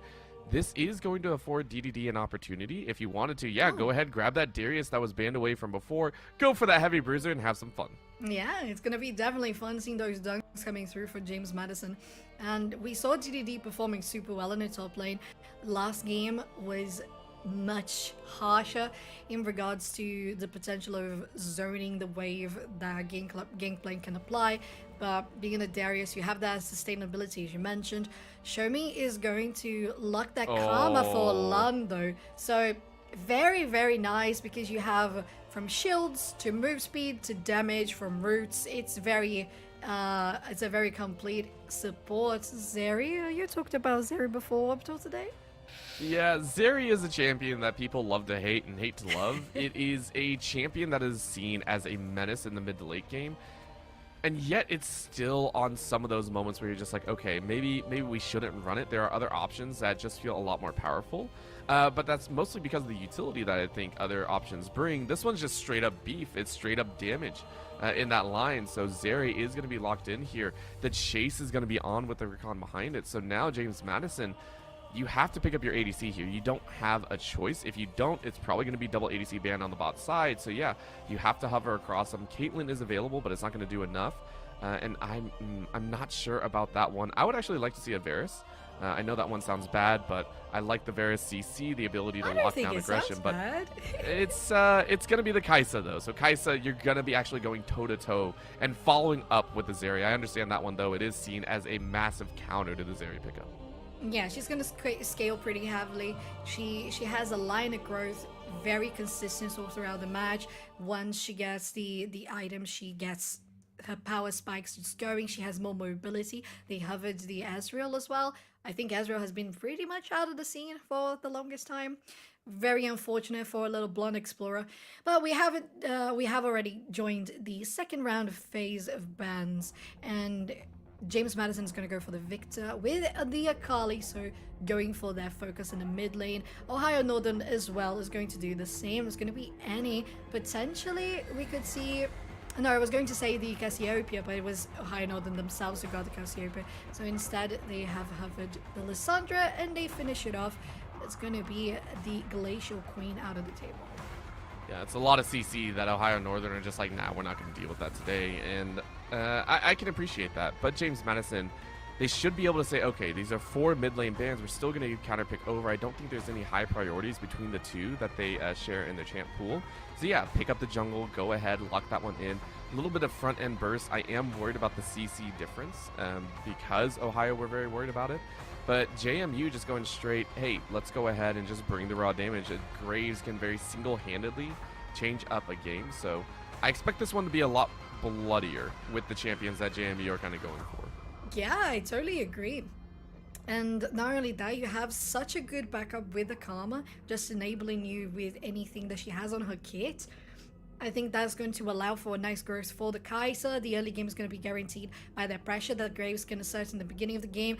Darius is just going to be happy. Okay, he's not going to be happy anymore. I mean, you are okay. That's 2 players that are kind of jumping into you, the Irelia and the Gragas, so it's going into the Darius. The main thing is that's mid lane, right? That's mid lane Irelia, and you are blind picking it. So Sightless has been challenged to a duel, basically saying, hey, you're not going to have anything in this in your champ pool that can deal with an Irelia. And granted, it's very hard. Unless Sightless wants to run another bruiser and just say, screw it, we'll have some fun with it. You could... I've done some troll stuff. You could go on-hit Malphite, which has been a very, very funny one to bring up here. You could go with Mordekaiser. LeBlanc could be an option, but again, unless you say... Okay, it is going to be locked in here. So I have reservations about this. Again, LeBlanc is strong. The combinations are powerful, but it's a skill matchup, right? If you miss your combination, if you miss your distortion, if you miss the extra damage, not only does Irelia outscale you towards the mid to late game, you are in dire straits. You cannot lose a single damage trade, or you are down in the water. Oh, so true, Orbital. And if you have an Irelia as your matchup, she is really going to use all the minions in the wave to get away from the abilities to dodge the damage coming from LeBlanc. So you got to be very, very aware of that if you are James Madison in the mid lane. And just be careful. Are there that many minions? Can she jump around? How can I predict how this is going to happen? And on top of that, you have aggression on the Udyr. You can just run it over in the beginning of the game. Just be so dominant and present all throughout the map. The Graves is going to be able to do similar stuff, but I don't think he has the same sort of mobility that the Udyr has with the bear and all the abilities involved. So we'll see how this is going to go. ONU on the blue side, JMU on the red as we jump into the Rift for our game 3 of the evening. Oh, they are spotted out on that invade. You can already see everyone's like, okay, we know where you are. We know where you are. But it's the information game. Just get the ward down and back away. You can already see Cuz running around with that sweeper early on. It's going to deny the information away from JMU if they were to plant some wards down. But it's appropriate. I do like this. Oh, the call there. That early vision ward is immediately swept out. So Cuz getting immediate benefit from that sweeper. Very nice. Yeah. Sweeper is not only going to take down the vision, there's also Ghost Ward. It's going to be some gold for the Kai'Sa there, but the gold from the wood also goes to the support, as you mentioned. Oh, actually, does it? No, I think it was Irelia who got it. And we are starting out the lane phase. We mentioned a couple of things. What we didn't mention was this. Okay, so we have a Kai'Sa going for a very late deep ward in the jungle. She's going to arrive here in the lane. Possibly, maybe even executing a good fake out on the jungler doing the blue buff. We'll see if ONU is gonna fall for the bait. I think it is gonna be there as a, you know what, the bait may not been perfect, but DDD is definitely a little bit frustrated. Weiderman already running into that top side, so you know it's the little things right now. Fake or no fake, it is JMU with the kind of knowledge of, hey, we have to play up, we have to play appropriate, we have to play smart. And that's going to be a look that, as we said early on, I want to see aggression out of the squad. They drafted for the early game. Graves early on does have some power, and Sightless, of course, LeBlanc. You're on a ticking time bomb.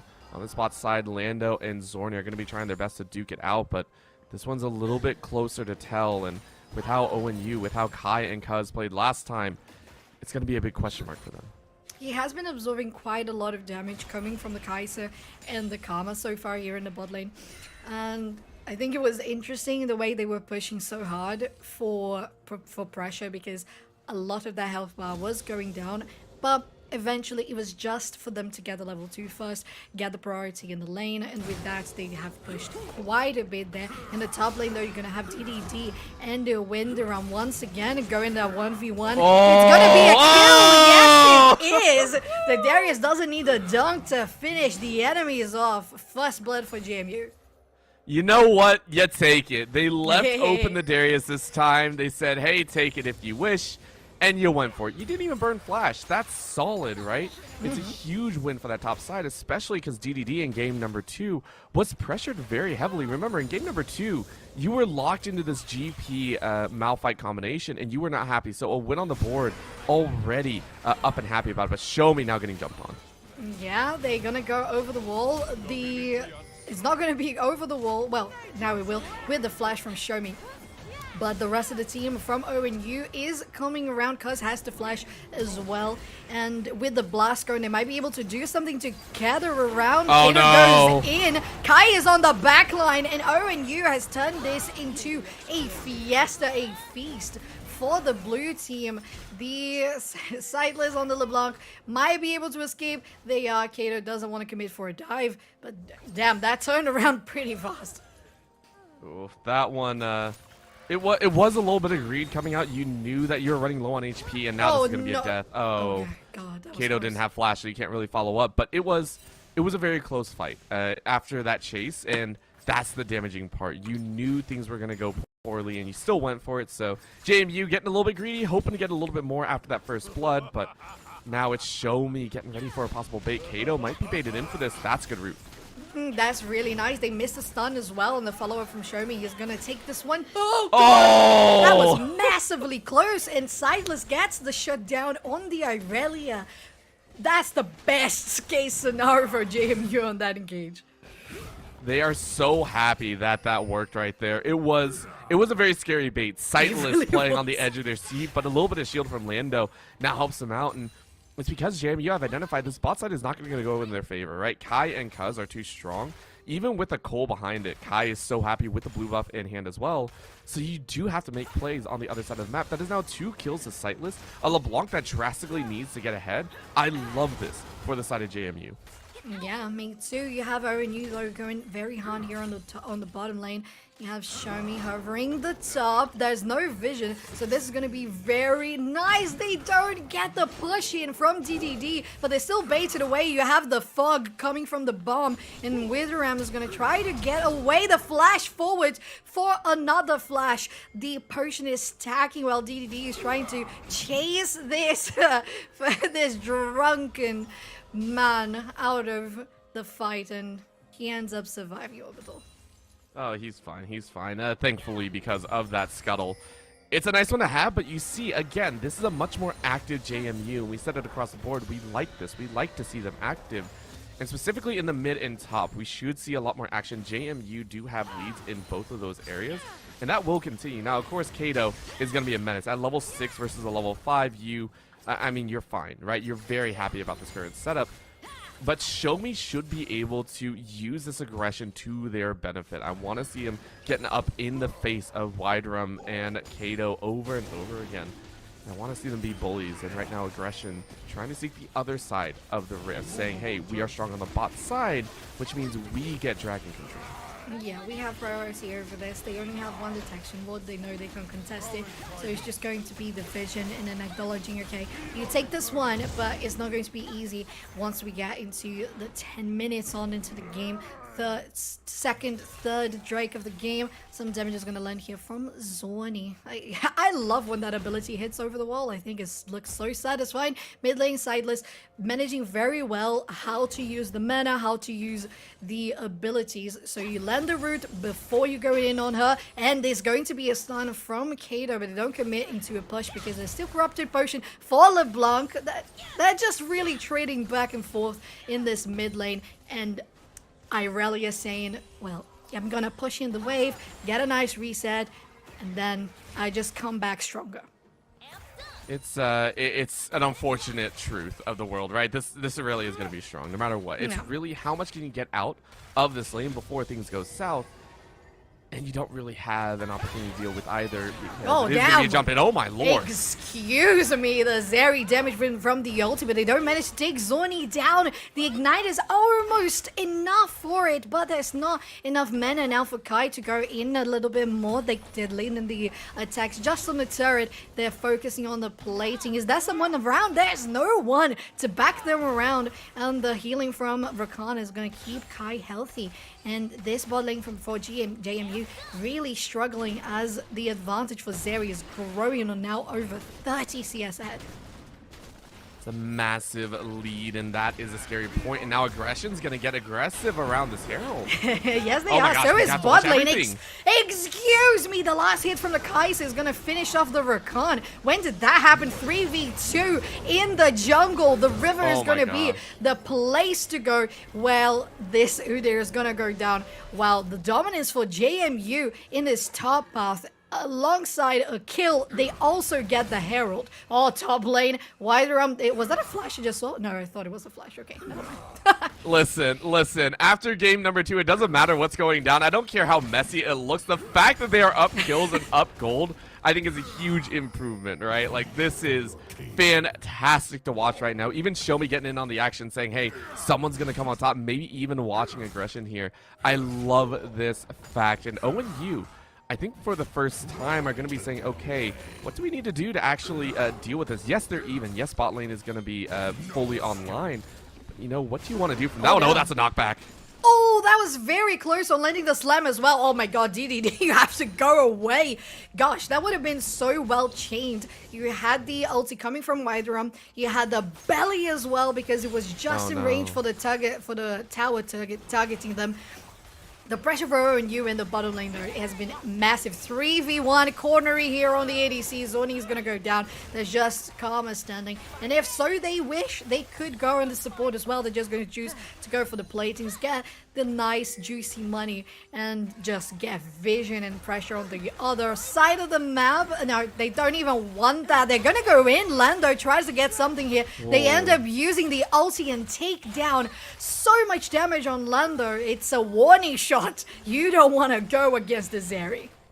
No, you do not. And remember, this is the one lane that's really, I want to say, outright winning the lane, right? Kato, at this point, we did say there is going to be that moment where Kato is just like, okay, what else do I want to do? The LeBlanc's not going to be playing aggressive, so I just bully inside the jungle, and they're making it work once again. Yes, they are. They're gathering around in the jungle as well. Who's going to get the blue buff is going to be the smite from Show Me. They're going in full on the blue side. Aggression taking a lot of damage. But Kai is on the backline. She is able to go over the wall. But the Aurelia ulti is going to land on most of them. Backup from Lando is there. But Kais is going to be the first one. Second is going to be the Graves. And Lando has to run for their health now. And I don't think they're going to be able to escape. Are they going to commit for a dive? They are not. And 2-0 for ONU on that engage, but top lane is DDD flashing forward. There were not enough stacks for that ultimate. Very close. Oh, very close to potion. Very clutch. This is going to turn into a DDD and Sightless versus Kai and Kato, I think. This is going to be so scary, and I love it. Are they looking? Sightless is just going to come around and delete him. Yeah, they are. Oh my god. Oh, was it okay, I think it was. I think it was just the W in Q into the mirror reflection. What is it called again? It is a mimic. Mimic, that's the one. Yep. I was almost there. Yeah, it was distortion, sigil into mimic, and it's just the burst on that Q is very nice. So and it was a setup, right? You knew this was going to happen. We saw it on the minimap the entire time. So DDD is happy in this top side, and we did say, right, what are you going to play through? Show Me is going to play through the top and mid, and on the other side, Aggression is going to play through the bot side and mid a little bit on their end. So this is rightfully how it plays out. You actually get a second charge as well off that Herald, and it's going to be nice to play. Oh, well, maybe. No, you don't. Never mind. I thought they were going to push. I thought they had enough, but I guess not. Yeah. So it's a nice pickup on either side. It is not going to be a perfect game at all for ONU. This time, it is manifesting a possible angle here as bot side is just continuing to get bullied. Yes, they are. Aggression is going to go aggressive as they should. They're going to have to really run for their lives now because they don't want to face that Udyr, the Fed Kai, because there's not a lot that JMU can do in the bot lane. They might as well just let this tower go down. They're going to have to run away. Mid lane though, there were a lot of platings going for the Aurelia. Very close there. You had DDD on pulling Aggression in, but it did not connect. It was, that's the whole reason that you go Udyr, but it's the threat value as well, saying that DDD is now going to be roaming out, now going to be swapping up different lanes, and it's on Show Me to actually stop Wide Rum in that top side.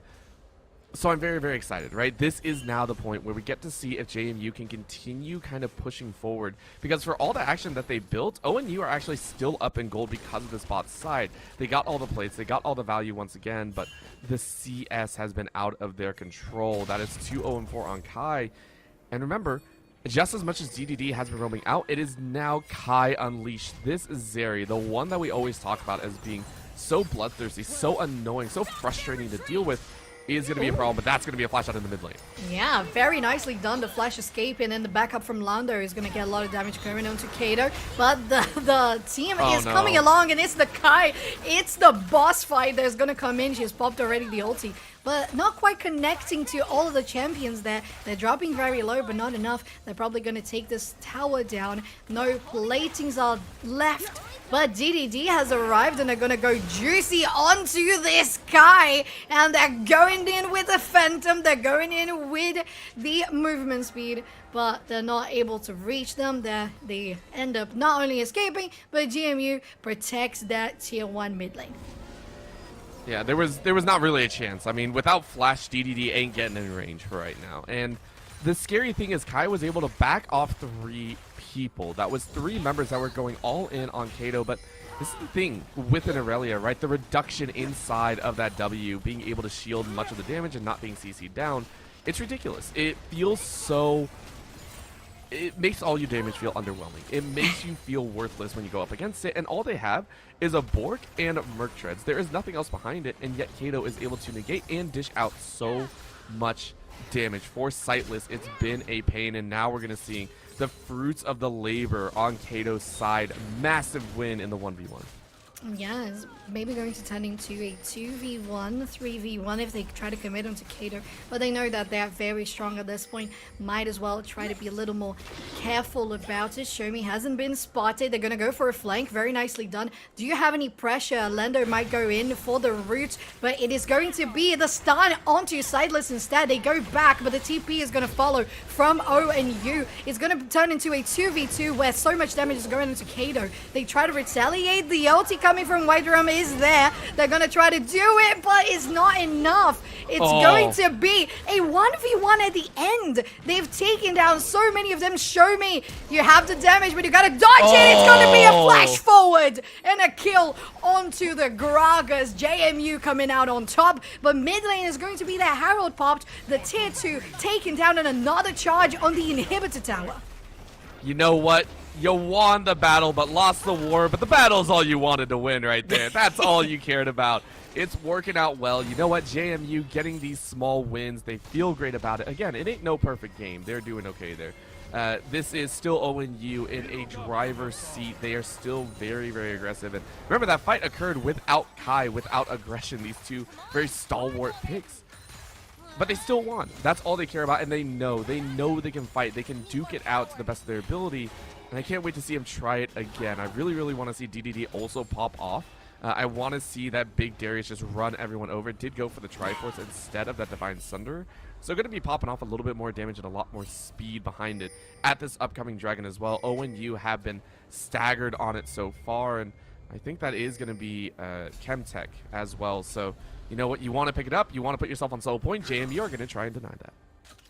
Yes, that solo point is definitely going to be one thing to pay attention on. And ONU trying to get something here in the bottom lane in regards to vision. But JMU has complete power over it. They have used their vision from the fruit.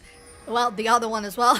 The Chemtech just makes everything just so much more interesting in the map, doesn't it, Orbital? It does. I miss the days of actually giving a lot of invisibility as well, but that's not what we want to watch. Remember, it's a 4v5 with Kato on the top side with TP, so this is a chance for ONU. What can they do? What can they do? They're going to try to go in. Aggression doesn't get in range. Nobody has range yet from ONU. JMU has a little bit of presence on the pit as well. They're going to go in. The cast going to land, and Show Me dropping really low is not enough to take this Smite down out of it. The Aurelia has joined the fight. Aggression is going to go down. They're going to go onto Lando, who flashes away a flash in retaliation coming from Kato as well. But it's 3. Oh, LeBlanc always makes me confused. It's a 4v1, oh my gosh. And Kai'Sa takes that one down in a double kill fashion. Oh my gosh! For the LeBlanc, and an ace on the hands of that Darius. JMU coming out to show ONU they can turn this game around. What did I say? I wanted to see Darius pop off. Oh, and yeah. Huge props to Show Me as well. Getting the smite down to give context for everything that just occurred. And I wish we had a replay. ONU got nothing. You got nothing. You lose on that battle once again. You got a couple kills, but you had so many strong stacks. The fact that Kai got blown up that quickly means JMU are targeting, but this might be the overextension. It might be the overextension. Show Me has the ignite on their heads. It's going to be aggression going on to DDD. So much damage is landing in a 3v1. Sightless as a LeBlanc, probably going to be able to escape. Let's see how this is going to be played out. The mind games from the LeBlanc cars is still staying around. Okay, they end up going to the other side, but Sideless is still caught up between 4 members, and we'll see if they're going to be able to escape. They still have the flash. They use the flash, but they are eventually gonna go down. Where are they?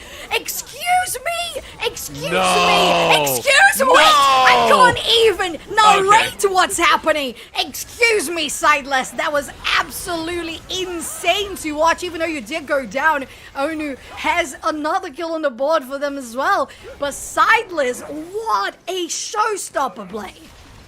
That one felt kind of funny. It was great, and then, you know, it wasn't great. So Sightless getting away, near getting away, and then immediately inting Zorni. Poor Zorni did not enjoy that one. So you know what? JMU, they take some dubs, and yet they're still falling behind here. But they've won some impressive battles, and I give them a lot of props for that one. So right now, eyes are currently open on what else can be taken. And for JMU, the crazy thing is, even though they're down this far, it doesn't feel like they're down and out, right? The amount of kills that they've gotten and the fact that DDD is currently sitting on par with the majority share of ONU's carries, it's a nice feel. Even if they're far behind, it feels like if ONU step up a little bit too far, if they give that opportunity for the Darius to pop off, it will happen. And you're really looking at Kato, at Aggression, at Wide Rum to keep a majority share of JMU away. So I'm liking it so far, but ONU still have a strong grasp on the macro game. They're still in control. They're still kind of playing to their own tune, and it doesn't feel like they're going to stop. No, it really doesn't. On the other hand, you had JMU denying that so point for ONU.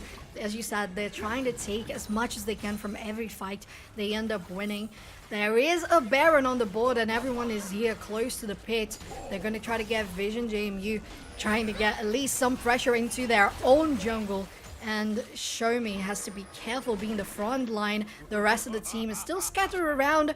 The Darius does not have a TP, but the Irelia does, which could be very dangerous to them. This is gonna be a question mark of where are the opponents? Where is ONU inside of this fog of war? Where is the dangerous member? And they're playing it smart. They're like, okay, we're not gonna let that happen. A good run out there though by DDD is saying I'm on the bot side. The Irelia can't really fight me right now. Cool, we're okay with this.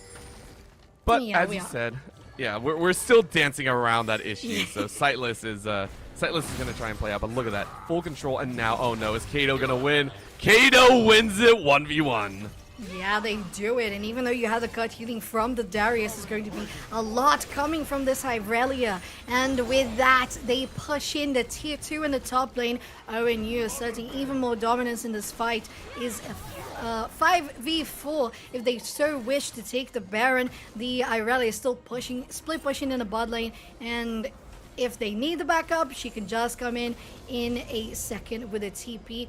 JMU trying to rotate here as well. They don't have any vision. They're going to get caught up here. Wide Rum is going to go directly onto Show Me. The damage is raining onto Lando's head. The poor Kai'Sa has to fight on her own. She tries to ulti away, but she's going to go down eventually. Show Me trying to get 2v1 here. Very close to taking him down, but the ADC being in front of the support is going to deny the damage from the auto attacks from Show Me. The only one surviving that fight was the LeBlanc, but the Irelia still has eyes on her. Is this going to turn into a disaster for JMU? It's not, at least for the moment, because ONU is finishing up that Baron.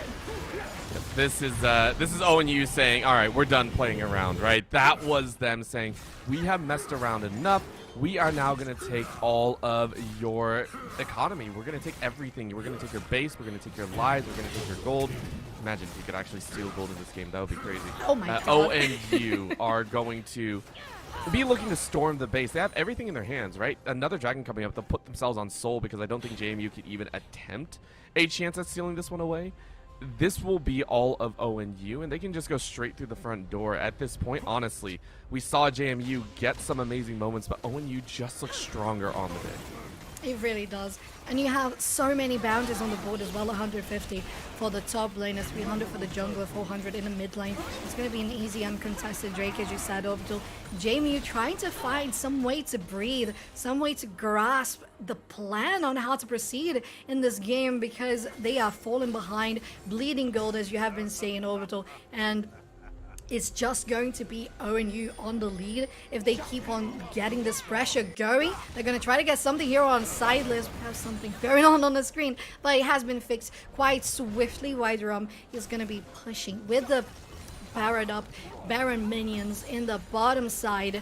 You only have the Zorni, the Sideless, and the rest of the team has arrived. DDD might be able to do something. It's definitely going to rely a lot on this big bruiser from the top lane. We'll see if this is going to turn into a dive or a mighty defense from JMU. The tower is going to go down. They pop the Shirelias and they're going to go try to get something on Widerum. It's a tanky boy you're going to try to take down. Only half of their HP has been taken. The Sideless is almost dead. It's squishy compared to a Gragas. And with that, ONU still gets so much pressure, not just in the middle, taking down that inhibitor in the hands of Kato, but also the bot lane. It's collapsing for JMU.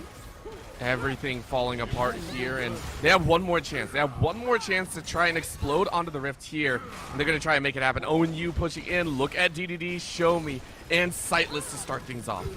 And we'll see if this is going to land into something good for JMU, as they're going to try to defend that base much longer. They're going to go in. Kato might be a little overextending their welcome under the turret. They're going to have to flash away. Kai is going in, and they get the final hit onto Lando. Now they're going to try to kite away. They have to escape, and they manage to do so. They're going to take the turret down. It's going to be Aurelia going with the ulti onto the Darius, and just one person standing is going to be Show Me on the board, while the rest of ONU takes down their base. They are only left with watching it. Well, are they? Very close to taking down the Gragas, but it's a 1v3. You can only do so much. It's just extending the inevitable. ONU takes this game down. Orbital, they're going to take Show Me along with it. They're really trying to do so, but the healing is quite a lot. Shielding as well, coming from the combo that has just spawned, and she's going to get the root, but the damage is still going to land on the next, and it's finally Orbital.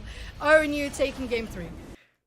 Game is over, and you know what? ONU, they did what they needed to do. They had a rough time in game number 1, so they swapped out some members and decided, hey, game 2 and 3 will be ours. JMU putting up a massive fight, though. I love the style that they came out with in game number 3. They hard swapped from trying to scale into that mid game, into that kind of AoE, to a mad scramble and bruiser comp. So very, very nicely done there. But ONU will be moving on into the semifinals, so it's a very nice done, a mini reverse sweep for themselves. We will get a little bit of an interview, I believe, so please do not go anywhere. The ECAC will be back in just a bit.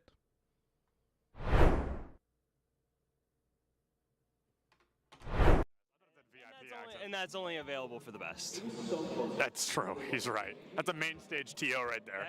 If this goes live, I'm suing everybody. It's all right. A video of me, the first clip is me saying, don't put that in. And then it was the first, cut the cameras. Oh, you're recording already? Great. So this is this is Bay State versus UCF. I believe something that we saw yesterday on day 1 of the tournament, but instead we're going to have that run back here. I think they're fighting for a spot in Grand Finals. Anarchy, one of the best Greninja players in the United States, currently struggling against a Terry. Terry notorious for that DLC privilege, being a very strong character with some very strong abilities. Greninja, not so much, considered one of the weaker characters in the game. A Falco player, one of the best in the United States, and he just got spiked by a Terry. Same Terry that took out Anarchy literally minutes ago. UCF still up by 2 stocks. This guy is looking to rip this team apart single-handedly. That is, I mean, nuts, to say the very least. Absolutely absurd. That was a disgusting spike. I cannot believe that happened. Will you hold the microphone so I can sign this? Sorry. For context, he's got a fan. He's actually signing something. He's so excited. What was it like to not hear my voice for 2 minutes? For 30 seconds, maybe. What was it like? Probably bliss. I was signing a mouse pad, which is really cool. I've never done that before. Nobody's ever asked me for a signature, so I'm going to start blushing, but I'm really excited about that. And then he wants a picture. Can you take a picture of us? I said, is it bad? She went, No. I'm gonna go ahead and take that as a yes. Turns out I can't tie a tie sitting down. What do you think is the appropriate face-to-screen ratio for a Valorant player? Face to screen, like how close I sit. Yeah, like how close should a player sit? Personally, I play really, really close. I think it depends on your eyesight, but for me, I like playing close because it helps me focus on my crosshair. Is the value of sitting close, the crosshair being the only thing in your line of sight? Yeah, that's pretty much the main benefit of it. It's so funny how close some of these guys sit. Oh my goodness. What do you think is the healthy face-to-screen distance for a Valorant player? I think it's all kind of personal preference. I guess I would consider myself like pretty close when I play because I like to like zone in on my crosshair. It is the second person to say that. It's all about the crosshair. And then what's up with the horizontal keyboard? I don't know, like it just kind of fits like the form when I'm close to monitor. Like I don't know, it might sound cringy, but I like to like be one with my gun, you know? No, bro, I feel it absolutely.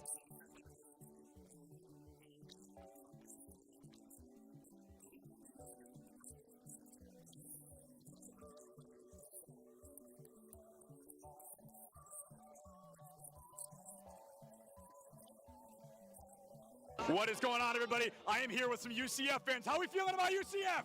Let's go! Let's go! We've got a bunch of UCF fans in the crowd right now. UCF, they are up by a single game. They're looking to find their third and possibly final, secure a spot moving forward. Things looking great for them against Northwood here today. This guy's playing Minecraft right now. He keeps double building instead of placing the dirt. Pressure's on, man.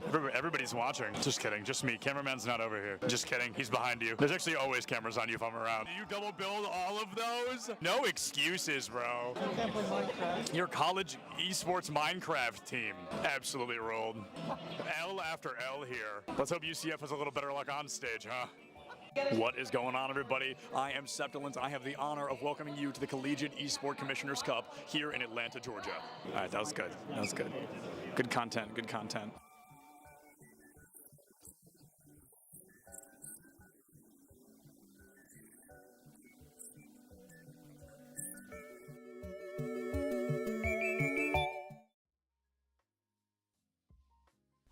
Hello everybody and welcome back to ECAC Plays of the Week, and it's not just any week this time, it is the playoffs. We've got 8 incredible clips and I'm super excited to jump into them. My name's Septilance. I hope you're ready to hop into the ride because it's going to be a great one.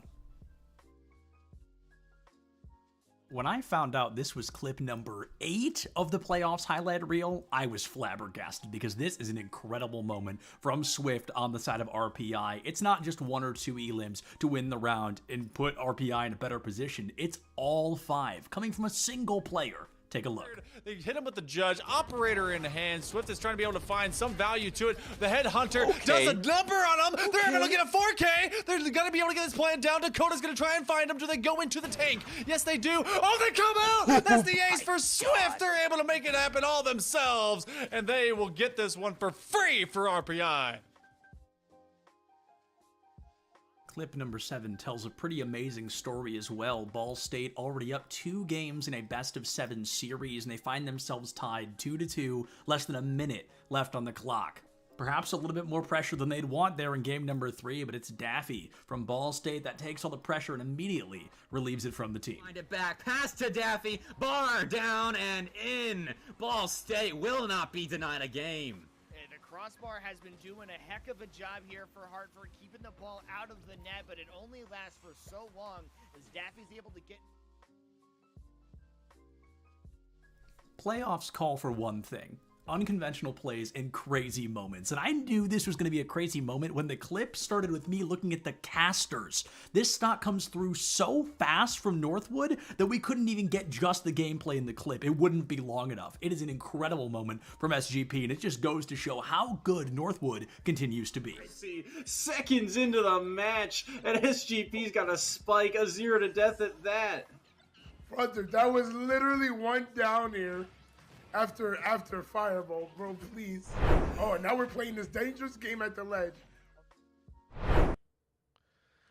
And welcome back, everyone. We are here ready to go with an interview with one of the players of ONU. After a mini reverse sweep and a few upgrades, we are going to be talking with Kai, the ADC from ONU squad. Kai, how you doing after that victory? I'm doing pretty good. How are you guys doing? Thank you so much. We are doing good, especially after watching a 3-game series. Always exciting to cast those. So Let me ask you something. How was the decision making in regards to ADC in both of these games? Because you went for something very different from Draven to the Zeri. How did that decision making go? Well, for the Draven game at least, we had Blitzcrank, and I trusted my support to hit hooks. He hit 2 out of like 25, but it was a low kill game anyway, so 2 out of 10, 20%. That's not bad. He's over here looking at me malding. But out of the second game, I don't know. I play a lot of Zeri, so pretty easy to blind pick and just let it go, see how it goes, and it went well. That's fair. That's fair. And I mean, taking a look at things, obviously there was game number 1. It was a different roster in there. And moving into the playoffs, you guys are into the semifinals. So, if you win your next series, you'll be going up into the grand finals or into the third place match. Either way, with the roster swap that came in games 2, and then the roster that was coming that was used in game 3, is this the main roster that you think that you'll be running with, or is it still kind of fluctuating between a 10-man roster? It'll definitely be fluctuating still from the 10-man. So our first team is like our JV team, and this is kind of like the league that's like theirs for the most part. And then if they need help, that's kind of where we just jump in. So you'll probably see us again. Hopefully not. Hopefully they can show what they're made of and prove themselves, but we'll be here if not. Alrighty, well, again, congratulations on the victory. And Kai, any last shout-outs, any last words of respect that you'd like to give anyone on your team, enemy team, into the faculty that you have, anything like that? Well, I'll shout out the JV support. He's over in the corner because he's still here. He watched the rest of the games. Everyone else left. And then my manager to the left, he said he wants a cameo, so there he is. Alrighty. Yeah, thank you guys for your time. Of course, and thank you so much for the interview. Again, congratulations, Kai, and to the rest of your squad, the ONU squad that took the victory and moved on to the semifinals. Thank you for the interview. Thanks, guys.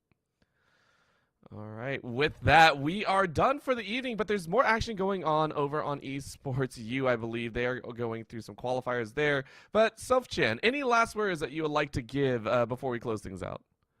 Well, the closing out definitely requires talking about what we have going on for tomorrow. It's the CECC Service Academy qualifier. So that's going to be very interesting. Do you have any more information on that one, Opto? Yeah, it's going to be a couple fun matches. On Saturday will be 3 best-of-3s. It's pool play. And then Sunday will be the final matchup.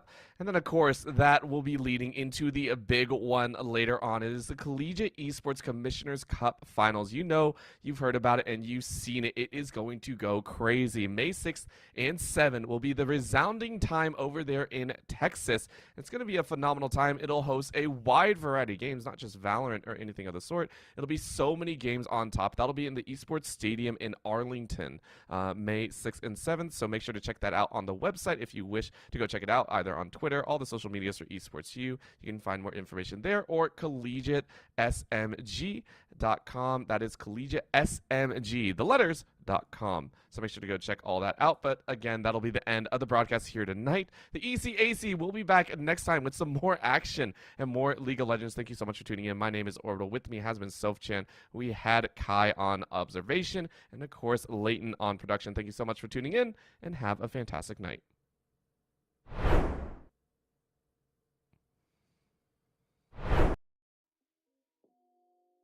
Hey everybody, and welcome back to another ECAC weekly highlight clips. Now, I feel like I've been saying this every week, but this week in particular is full of some really unique kind of once-in-a-lifetime plays and clips and moments, so I'm super excited to jump into it with all of you.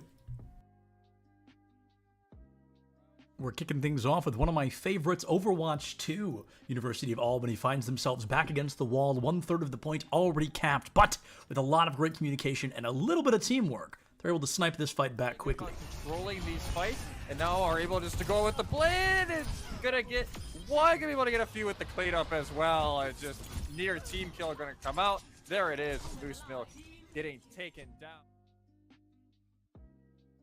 Clip number 7 almost takes us back in time to Super Smash Bros. Brawl, where we would see Diddy Kong versus Meta Knight all the time. But unfortunately, EJJ from St. John's is about to find out that Benedictine was not kidding around. Great catches Billy with the guy. Oh, almost gets the Nero shield. Oh, 5. Yo. Oh my God. Ooh, and not enough height. Yep, that was really well done by Kid there. Number 6 here in Week 5 is going to be an amazing play from Wayne State. Amatsugachi finds a huge needle thread and guarantees the first point goal for Wayne State against their opponents. I think I've seen this play before. Amatsugachi just waiting for the ball to plummet down in the zone, the scoring zone. That is massive dunk to get Wayne State on the right foot. I'm super excited about clip number 5 because it feels like the first Valorant clip we've had in a while. It's coming out from our friend Doodle V on the side of SFU. Uses every single knife in a Blitzstorm. It just can't find that elimination, but luckily enough, still had one knife in the chamber. Linking in from the backside, they're going to be able to swing on this one. They do have a save that's behind them as well. EK is going to be able to give big value. They are able to maybe get the defusal. It's still beeping. They're still dropping. They have the right click. Trying to knife him. Oh, they jumped him like a ninja in the night. Oath is put on their back, and it's Jet that... Sometimes as casters, we get a cool opportunity where a player's name matches up really well with what they're about to do, and I can't think of a better example than Bad News being the one to deliver that game-winning goal against Keen Blue in the 4th game on the side of Wayne State. For him, double tap every time. Massive goal for Wayne State. I mean, there wasn't even really a mistake. I mean, they had a player up for the potential shot, but the double tap opportunity that Bad News gave himself. Now, I hope you're not sick of SFU because while they already had their time in this weekly reel, they're going to find themselves here in slot number 3 as well. Mako, a shark in the water against the side of Muskingum to guarantee another round win for SFU on Pearl. Mako will back up an operator that could get a collat here in all of a second. They get one, have to reload, can't quite get the other one, don't need to. Sky's able to be the limit. They get another. Stomachs are just being opened up with holes in the shape of a bullet, and it doesn't tag at least that one. Another through the wall bang them because they can't kill the Mako. Using an ultimate in Overwatch 2 can be incredibly dangerous. If you miss your ultimate, it could put your team in a very poor position, but with a little Riz from Shiz, he kicked the door wide open for his main tank to come in and save the day. Now you don't even have another chance to recalibrate yourself. And the big EMP into the shatter! Oh my god! That EMP shatter was devastating! 6 seconds left for Sumter to try and touch. There's not going to be a recontest. Now, for this number 1 highlight of the week, I think anybody watching is going to know right away. Ridley is not a popular character in Smash Ultimate. So you know when you see 2 Ridleys going head-to-head, something incredible is bound to happen. That's what I would do. Yep, and then you sit and just take that up smash. Such a strong and potent kill move. Oh, we're going for the offstage gameplay. There's the stage spike from the neutral air. Holo is a monster. They live that.